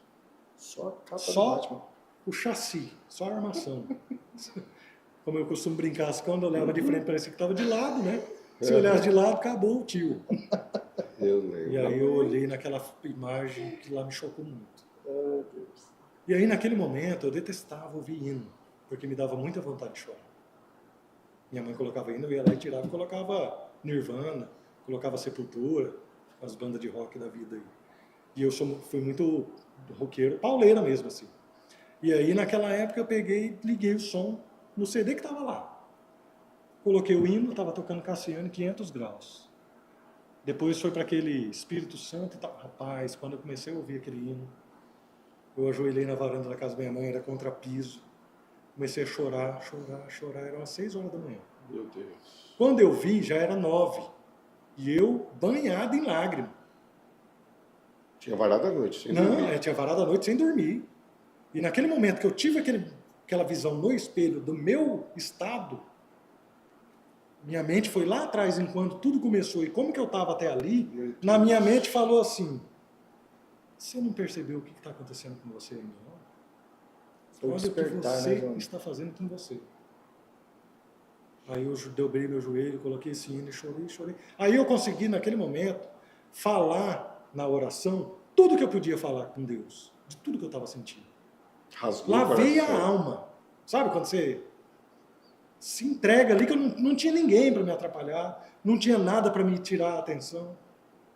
Chorei, tomei um banho, fui dormir. Quando chegou 5 horas da tarde, geralmente quando eu atravessava a noite por vários dias, eu dormia o dia inteiro, sem comer nada. Porque destrói muito o corpo e o corpo fica totalmente debilitado, já se lembra disso. E aí eu dormia o dia inteiro, acordava 9, 10 horas da noite e já queria ir para a balada de novo para fazer continuar. E aí nesse dia eu levantei, olhei para minhas roupas no guarda-roupa que estava da igreja que eu estava pertencendo em Campo Grande, que já estava escanteada lá no guarda-roupa, vesti minha calça social, vesti uma camisa parecida com essa, e pensando, como que eu vou lá para o culto de bicicleta? Eu não vou dar conta de ir lá sozinho, porque no meio do caminho eu tenho certeza que eu vou desvirtuar para a abstinência de novo. Quando eu penso que não, adivinha quem chega? Minha mãe e meu pai. 5 horas da tarde. Ela chegou cansada, tudo vermelho, de ter passado o dia inteiro no sol. Olhou para mim e falou, ué, até assustou, ela até emocionou de me ver de roupa social, que eu não vestia mais. Só vestia as rouponas que eu usava antes. Calçona largona, camisa preta, aquela coisa, não tomava banho direito, meio mendigão. E aí, quando ela viu aquilo lá, ela começou a chorar, falou, o que foi? Falei, mãe, eu queria que vocês me levassem no culto. Porque do jeito que eu estou agora, eu já estava trêmulo já. Do jeito que eu estou agora, eu sei que eu não vou conseguir chegar lá na igreja. Quando eles tomaram banho rápido e tal, meu pai levou a gente cansado, hein? Pensa que pai e mãe faz pelo filho, né? Uhum. E a minha mãe já não tinha mais esperança, não sabia mais o que fazer. Uhum. Naquele dia, quando eu pisei na calçada da igreja lá, me deu o mesmo choro que aconteceu de manhã. Eu não consegui nem cumprimentar os irmãos entrando na igreja. Eu entrei no culto chorando o culto inteiro. Fiquei assim. Sabe, quando você está em crise de choro, não conseguia parar. E era um choro tão diferente, não era um choro de dor. Era um choro de regozijo, um negócio muito diferente que eu não tenho como explicar. E eu chorei. Quando, de repente, os jovens foram louvar. Adivinha o hino que os jovens cantaram? Irmão? Porque eu estava chorando na parte da manhã e eu nem sabia que era o tema do congresso. Meu Deus. Quando o hino começou a tocar, eu só faltei me jogar no chão. Aí o pastor pregou, na época era o pastor Vicente que estava pregando, uma bênção. Até hoje eu sigo ele no Facebook da vida, uma bênção, aquele irmão. Pastor Vicente Muito Mariano. usado, Vicente Mariano, daí hoje ele está em Toledo. Esses tempos eu encontrei ele no aeroporto, contei esse testemunho para ele, ele chorou no aeroporto. Ele quer que eu gravo isso e coloque no Instagram, no Facebook lá, para ele poder compartilhar a história. Agora tem. E aí, agora essa é a oportunidade. E aí, nesse dia, o pastor fez o apelo, eu lembro do irmão Hamilton ir lá no meu lugar. Eu não conseguia nem levantar, tanto de chorar que eu estava. E ele falou para mim assim, você quer aceitar Jesus como seu único e suficiente Salvador? Eu me lembro claramente de falar assim, não sou eu que tenho que aceitar ele que tem que me aceitar. Aí ele falou assim, então vamos, porque ele está de braço aberto, por isso que ele morreu, por você lá na cruz. Aleluia, glória a Deus. Show. Aí eu fui chorando, não consegui ficar nem do joelho lá na frente. Me debrucei no chão, de braço aberto, com a cara no chão. Senhor, glória e depois, a Deus. naquele dia em diante, nunca mais eu usei droga. Nunca mais, ainda fiquei por um período ainda de um mês, que eu chegava em casa, a Maria Fumaça estava lá. Esse que olhou para trás. Ele mais 15 colegas nossos. E às vezes eu chegava do serviço, eles estavam todos fumando maconha, fumando cigarro. Fora os convites. Fora os convites. Oh, e aí, irmão? Você vai pra igreja? Larga a mão, larga de ser besta. Agora você tá na paz do Senhor. Os caras falavam desse jeito. Eu falava, cara, eu não aguento mais a vida que vocês estão. Eu quero nunca mais viver isso aí que vocês estão vivendo. E eu quero que vocês um dia tenham a experiência que eu tive. Eu preguei para todos eles. Glória a Deus. O irmão Francisco, foi um que se converteu. Ele fazia parte lá da... Fazia parte, ele era traficante. Não, ele era mais doido que nós. Era mais doido do que o Batman. E aí, tinha o irmão, o Jean. O Giancarlo Daniel, era dessa turma também. Bazuca, Rodrigo, se estiver assistindo aí, ó, né? Rodrigão. Fez parte dessa história. Meu Deus. E aí Deus me transformou de uma forma tão grande que eu chegava em casa, o que eu ia fazer? Eu via eles fumando maconha, dava aquele impacto em mim, né? Porque você via aquele monte de situação acontecendo, cigarro em cima da mesa. Eu ia pro meu quarto, Senhor, me tem misericórdia de mim, não me deixa voltar para essa vida mais não. E orava, e chorava, e orava, e chorava. Às vezes eu cedia para dar um trago no cigarro. Meu pai largava o cigarro, a carteira de cigarro em cima da geladeira. Eu ia lá, pegava um, saía, jogava, falava, essa porcaria não manda em mim. Porque dava aquele arrependimento, sabe? E eu fiquei nesse período de um mês, mais ou menos. E graças a Deus, esse ano, se eu não me engano, a cabeça da gente já não é mais a mesma coisa, nem a vista. Naquele período, eu lembro que eu fiquei por um período, um mês, ainda dando uns tragos de cigarro, comprando cigarro a 10 centavos e tendo muitas acusações dentro de mim, mas mesmo assim frequentando a igreja e participando. Tem o quê? Uns 24 anos, né? 23 para 24 anos. Glória a Deus. Hein? 23 para 24 anos, onde Deus entrou dessa forma na minha vida, através de uma visita que vocês fizeram. Talvez para vocês aquele dia fosse um negócio simples, vamos lá ver o irmão, que o irmão chamou a gente. Talvez na mente de vocês a simplicidade do momento era aquilo. O cara nem deu moral, o que será, hein, Joel, tal. Mas hoje aqui, eu estou aqui, até aproveitando esse momento, eu nunca tive essa oportunidade, estou tendo agora, de te agradecer presencialmente por ter tido essa sensibilidade de ir lá, de bicicleta, não tinha a locomoção que você tem hoje, a disponibilidade de ter um carro, de ter uma moto, mas vocês foram e me visitaram e lançaram a semente. E isso fez uma diferença na minha vida, de hoje, depois de 23 para 24 anos depois, poder vir aqui num podcast, na igreja que você está, poder te agradecer um trabalho que começou lá atrás, onde o Deus que nós servimos fez toda essa trajetória, onde, para a glória de Deus, até hoje, depois disso, Deus abençoou, eu casei, encontrei minha esposa na igreja, tive a minha vida transformada, ela posso falar, ela já falou isso publicamente, ela falou que eu fui uma resposta de oração, porque ela orava a Deus de que Deus deveria colocar uma pessoa na vida dela livre de vício nenhum. Deus vai lá, resgata o Joel, cheio de vício, limpa ele, dá um banho de graça, dá um banho da glória dele e põe para casar com ela. Glória a Deus. Na sequência, um pouco tempo depois, transformado, limpo, lavado e remido no sangue de Jesus, onde Deus entrou com essa providência. E aí eu digo, é o Joel que foi forte? Em nenhum momento eu nunca atribuí isso a mim. Porque por muitas vezes eu tentei parar sozinho. Tentei falar, eu não fumo mais, eu não bebo mais, eu não faço A ou B mais. E por muitas vezes eu cedi. Quem sabe, tem muita gente que às vezes ouve a gente e está passando por isso. Mas o que a pessoa precisa entender é exatamente o que o irmão me profetizou lá no Camilódromo, em Campo Grande.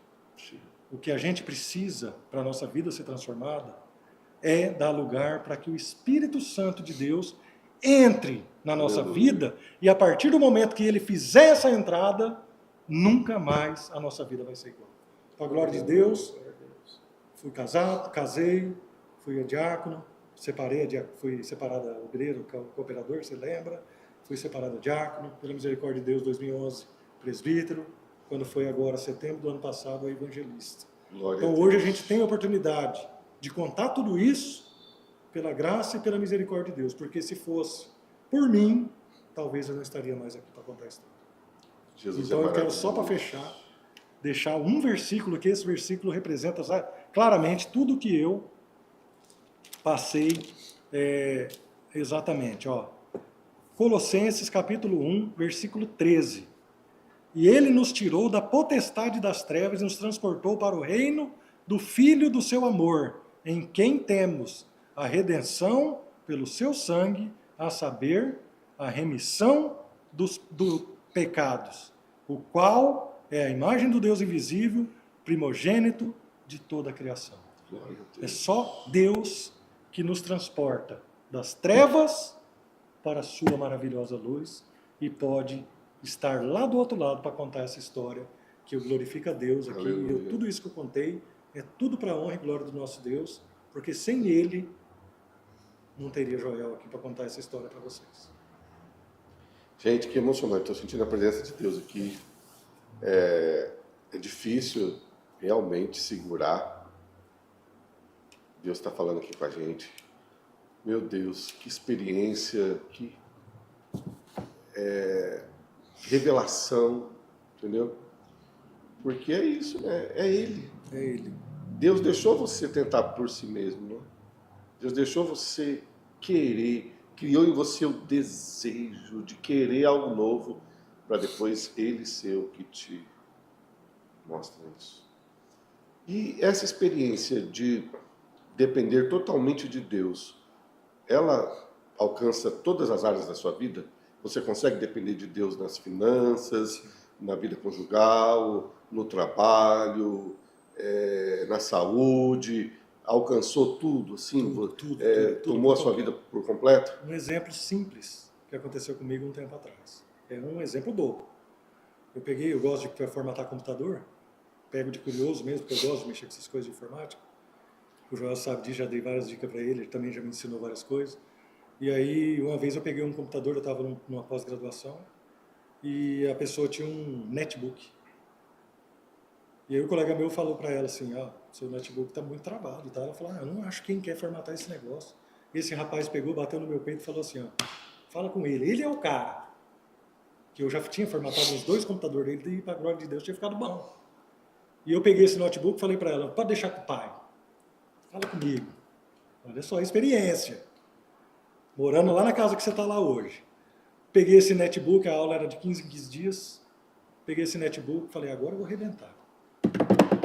Formatei o computador, fiz o backup dos arquivos, formatei. Quando eu fui instalar o sistema, não reinstalava. Aí eu falei, e agora? Cadê o cara? Cadê o pai? Cadê o pai? Meu Deus. Fui orar, orei a madrugada, falei, nossa, vou devolver o netbook da menina pior do que estava, porque pelo menos estava travando, mas estava funcionando. Eu não sou ninguém. Falei, e agora, Senhor, misericórdia, que vergonha que eu vou ficar. Fui recomendado, o cara me falou que falar comigo. E eu fui para a oração na madrugada em casa, levantei de madrugada preocupado com aquilo. Porque aí mexeu com o meu ego, né? Aí Deus me permitiu passar por isso e me arrebentou. Aí eu peguei, orei e falei, Senhor, eu não sou ninguém.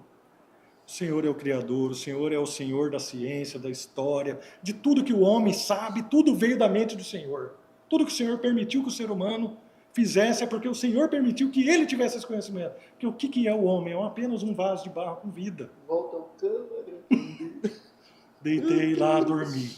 Quando eu dormi, na mesma madrugada, eu sonhei formatando um computador e no sonho, alguém no sonho falava para mim assim, por que você não formata o HD e deixa a partição não alocada daqui do começo do disco para frente? Só formata dali para lá e instala dali para lá. Por quê? Porque o HD tinha o tal do bad block. Não permitia instalar. Não deixava permitir instalar, porque quando chegava no bad block, no CD, no disco rígido, ele travava e parava a instalação. Uhum. Aí me deu essa estratégia, eu falei, nossa. Meu Deus! Eu acordei de manhãzinha, já Deus. fui lá pro netbook, peguei o Windows, coloquei no pendrive e tal, quando foi para particionar o HD, peguei aquele pedaço, larguei limpo, ele me mostrou até quantidade de gigas que precisava deixar. Meu Deus, é maravilhoso. Aí eu peguei o giga, levei, formatei. Quando passou, glória a Deus! Dentro do meu quarto. Aí eu falei, rapaz, é Deus mesmo. Entreguei o notebook pra menina. Aí ela falou, nossa, você é o cara mesmo. Eu falei, não, Deus me fez entender como que formatava isso aqui. Você não sabe a luta que foi para formatar isso. Meu Deus, é outra. Então, assim, essa pergunta sua é muito importante. Porque muitas vezes a gente é assim. Nós somos naturalmente assim. Fala comigo, eu sou o cara. Irmão, nós somos aquele que Deus quer que a gente seja. É Ele que capacita, é Ele que dá vitória, é Ele que dá a inteligência para a gente fazer, a habilidade igual do Joelson. Deus. É Deus que te deu a habilidade que você tem para dar aula, para ensinar, para estar à frente de uma igreja desse porte, desse tamanho, para estar à frente da família, para estar à frente de tantas coisas, as oportunidades que vêm na mão. Então, assim, nós não podemos jamais, por isso que o apóstolo Paulo fala, se alguém quiser se gloriar, se glorie do Senhor. Do Senhor. Meu Deus, que podcast. Tremendo, né? É realmente aquela frase ali, testemunhas que vão edificar a sua fé. Sim. Cada podcast que a gente passa aqui, a gente, para a glória de Deus, a gente tem visto Deus. Nós somos beneficiados, né, pastor? Quem está lá em casa, não sei se vocês que estão assistindo aí, assiste a todos, mas é edificante, é fortalecedor. eu me emocionei bastante e estou me segurando. Não, gente. Ele viu isso aí, na prática. eu passei, eu estava Testemunha ocular. perto dele, vendo isso, vivi umas coisas com ele, chamava ele, foi o tentador também na vida dele, porque aí depois de convertido, ele chegava em casa e falava, Júnior, a República, nós tínhamos uma República, né? Nossa, nem fala. E já que nem saiu a história da República. Aí eu falava, Júnior, para com esse negócio de igreja. Dizia ele, eu não lembro disso, né? De verdade, não lembro. Deus sabe que eu não lembro. Mas ele conta que eu chegava nele e falava, Júnior, a República tá lá, ó. Não só Deus sabe, a gente maconha, conhece, a gente sabe que você não lembra. Tem mulher, tem tudo lá esse final de semana. Bora, larga muito negócio de igreja, né, Júnior? A gente tinha até banda de rock e tal, cara. E aí Deus vem e fala, não, eu tenho outros planos, né? Planos de paz, né, Júnior? Não de mal para dar o fim que você deseja. E de fato, Deus tem sido glorificado. E a gente sabe que a gente não é nada sem Ele, não conseguimos nada sem Ele. Eu sempre tenho que estar tocando esse sininho dentro do meu coração, porque meu coração tende a me querer me gloriar. E eu tenho que falar, Deus, o Senhor está vendo esse pensamento aqui, eu sei que ele está errado. Tira esse pensamento de que eu não sou ninguém, não faço nada. Quantas situações eu tive de um probleminha tão simples, eu não consegui resolver. E aí eu fazia que nem o Júnior. Volta, cara, ai, tudo é Deus. Tudo é o Senhor. E aí a iluminação vem. Eu me lembro de uma experiência, pastor. Eu não entendo o negócio de energia, eu sou horrível para energia. O Júnior sabe disso, ele já fez curso, essas coisas. Eu sou burro para isso, e para outras coisas. E uma vez, aquela casa que você morava, que eu fui para lá, eu fui precisar mexer naquele esqueminha lá de mexer o ventilador, que tem para cima, para baixo, a velocidade, né? Os botões. E eu falei, eu vou mexer nesse negócio. Cheguei lá, olhei aquele monte de fio, falei, meu Deus, eu preciso mexer. Aí o que eu fiz? Só que, né, já estava mais... Falei, Senhor, eu não sei mexer nisso, eu não tenho condição de pagar minha ajuda. Pastor, foi um download, igual Matrix. Deus foi lá e deu o código. Na hora que eu olhei o negócio, eu falei, meu Deus, eu tô entendendo. Pastor, te juro, ó, Deus é minha testemunha. Isso é maravilhoso. Eu já tive tanta experiência. Deus é minha testemunha. Eu olhei, eu entendi. Não, ele não me deu a direção de onde eu tenho que ligar fiozinho. Eu entendi o sistema, uma graça. E aí eu fui, coloquei esse, vai ligar esse, porque agora eu já não lembro mais como é que era. Mas isso aqui eu entendi. Quando eu fiz certinho, do jeito que eu entendi, liguei, funcionou. Pronto. Deus falou, já não sei mais. Isso não te pertence mais. Eu só te emprestei. Gente, Deus é maravilhoso. Que podcast. Você que tem alguém que precisa ouvir, eu sei. Tem que trazer a mãe aqui, gente. Sabe, compartilha. Contar o lado de quem teve filho dependente dentro de casa. Usa esse podcast para evangelizar. Usa esse podcast para mandar para pais, para mães, para jovens, porque Deus está falando aqui. Estou sentindo a presença de Deus. Olha lá, a Thalita, ela colocou, desculpa, pastor. Ela falou, vai fazer 18 anos que eu conheço o Júnior e nunca ouvi o testemunho dele. Aqui em casa senti a presença do Senhor. Não, quem está ouvindo está sentindo a presença. E quem vai ouvir, tenho certeza que esse podcast vai chegar a muitas pessoas. Amém. E Deus vai falar. Amém? Amém. Júnior, uma mensagem final para os nossos ouvintes, resumindo tudo que você passou. Nós temos vários tipos de gêneros do discurso. Isso que você falou aqui foi o gênero narrativo, no qual você elenca fatos dentro de um espaço, com eventos e tudo.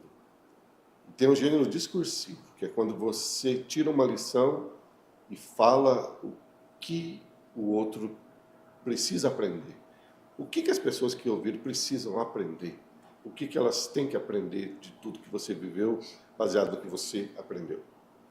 De tudo que eu vivi, eu vejo como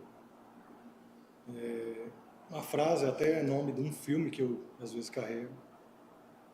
Uma das coisas que eu sempre coloco para mim é o quê? Retroceder nunca, render-se jamais. Na vida a gente precisa muitas vezes agir dessa forma em algumas situações. Quando você se decide caminhar na presença de Deus, a visão que Deus, Jesus, nos seus evangelhos, Ele traz para nós é o quê? Aquele que põe a mão no arado e olha para trás, não pode continuar caminhando certo. Glória a Deus. Falando com as minhas palavras.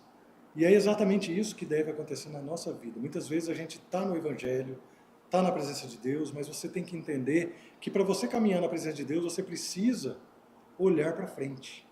Olhar o que o apóstolo Paulo aos Romanos fala. Olhar para o autor e consumador da nossa fé. Aleluia. Perseverar, continuar caminhando. Não deu certo hoje? amanhã é outra oportunidade. A gente sabe, enquanto tem fôlego de vida, ainda há esperança.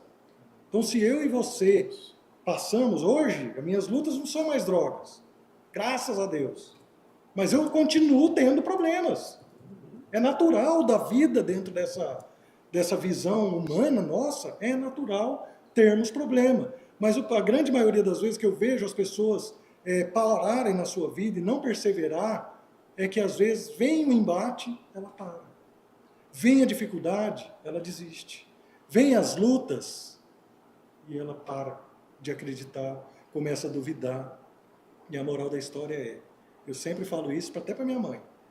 Mãe, vamos viver um dia de cada vez. Não adianta você ficar olhando para o passado, porque o passado é igual carro, né? Só olha para o retrovisor para ter referência do que aconteceu lá, que foi o que nós fizemos hoje. Uhum. Nós devemos viver hoje. O passado já foi, amanhã a gente não sabe se vai chegar. Lógico, temos que planejar, temos que fazer as coisas, temos. Mas muita gente vive no passado e esquece de viver o presente, muita gente vive no futuro e esquece de viver o presente. Então, a palavra que eu coloco, retroceder nunca, render-se jamais. Perseverança. É um dia de cada vez. Hoje não dei conta, amanhã eu vou dar. Hoje não deu certo, amanhã eu vou fazer. Amanhã não deu certo, depois da manhã eu vou continuar tentando. Os grandes heróis, as grandes pessoas que tiveram muitos êxitos na história, um exemplo, Abraham Lincoln, se você vê a biografia dele, é um exemplo claro disso. Quantas empresas ele faliu, quantas vezes ele foi demitido, quantas vezes ele teve problema de saúde, de um monte de coisa, até ele conseguir ser o que ele queria ser, que era ser presidente dos Estados Unidos. E foi. E ele desistiu? Não desistiu. Então aqui nessa noite eu resumo tudo isso.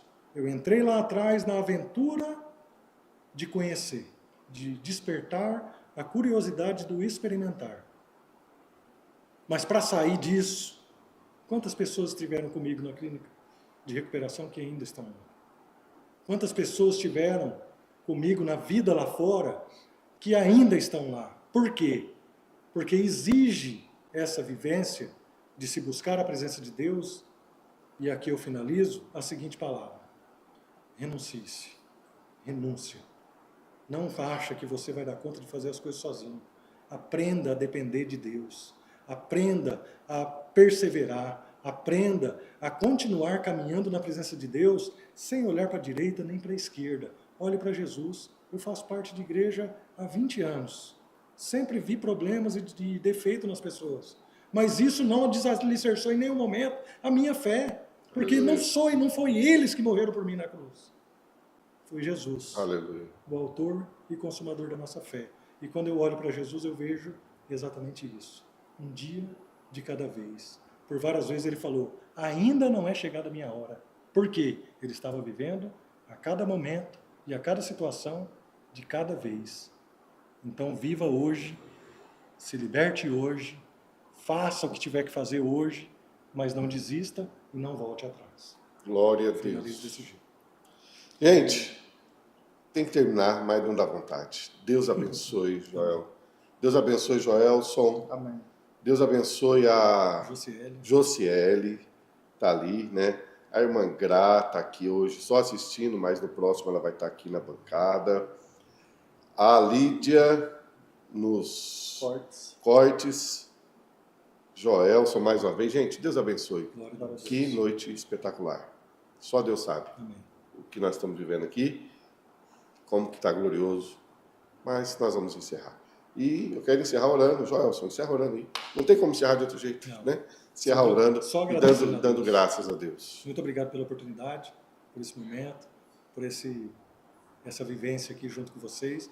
Foi de grande valia, porque eu revivi uma série de momentos, não com saudade das coisas lá de trás, mas sim com a alegria de estar podendo contar isso no presente, na presença de Deus, e mostrar para as pessoas que forem assistir esse podcast no YouTube ou em qualquer transmissão de rede social, que isso possa mudar a vida das pessoas e o nome do Senhor possa ser glorificado, e o que importa é que cada vez mais o Senhor cresça e eu diminua. Deus é maravilhoso. Tem coisas que acontecem há 20 anos para a gente entender hoje. Por exemplo, nesse congresso, arrombaram e assaltaram minha casa. Naquela época lá? Naquela época, no dia desse congresso. Entendeu? E agora a gente vai vendo mais peças se juntando. É. E Deus falando assim, tá vendo? Era retaliação por causa Não do que Deus fique tinha pra preocupado, fazer. porque a nossa leve e momentânea tribulação produz para nós um peso de glória muito excelente. Olha aí, Jorge, senão eu não eu também quero, agora é minha vez de Claro, agradecer. claro. Eu também quero, em primeiro lugar, sempre ter essa direção no meu coração. Agradeço a Deus, porque como foi dito aqui nessa noite, a gente não faz nada sem Deus, a gente sabe que esse programa existe porque o nome dele tem que ser glorificado. Nós estamos aqui para glorificar, agradecer a Deus. Meu irmão está aqui porque Deus tem que ser glorificado, porque Deus cuidou dele, Deus deu a direção, Deus foi cercando ele, resgatou ele desse lugar que ele entrou. O pastor Marcos está aqui também, sem Deus não estaria aqui, não poderia fazer nada. E o intuito desse programa é glorificar a Deus, exaltar ele e que você seja salvo, que você abra seu coração de tudo que está sendo dito aqui. Eu não sei quando você vai assistir essa pregação, esse testemunho. Eu não sei quando você vai ter a oportunidade de ouvir, mas você que está ouvindo, abre seu coração, deixa tudo que foi dito aqui hoje fazer parte da sua vida e você também pode ser resgatado. Em nome de Jesus. Amém? Amém. Quero agradecer, Júnior, como irmão de carne aqui agora. Eu também não sei se eu já te falei isso, mas a gente faz algumas revelações, por a gente estar aqui falando, a gente sente uma liberdade para falar disso. Eu me espelho muito na sua vida, eu te admiro como irmão, como obreiro, como marido, como pai. Tem muitas coisas na minha vida que eu segui seus passos. Então, eu glorifico a Deus pela sua vida, porque eu também fui alcançado pelo seu testemunho. Amém? Pai, te agradecemos por esse momento, Senhor. Sabemos que esse momento é um momento tão glorioso, tão especial, e ele só existe porque o Senhor é bom, Pai. Esse podcast só aconteceu porque o Senhor é bom, porque o Senhor é glorioso, porque o Senhor nos ama, porque o Senhor estende as suas mãos para nós, Pai, tentando sempre nos resgatar das nossas escolhas erradas, dos caminhos tortuosos que muitas das vezes nós entramos e escolhemos. Te agradecemos, Espírito Santo, por estar atuando nas nossas vidas, por estar todos os dias nos resgatando, Pai. Te agradeço pela vida do meu irmão, te agradeço pela vida do meu pastor que está aqui comigo, te agradeço pela minha vida, te agradeço por tudo, Senhor, que a glória seja tua, Senhor. Nós não somos nada, não somos ninguém sem o Senhor.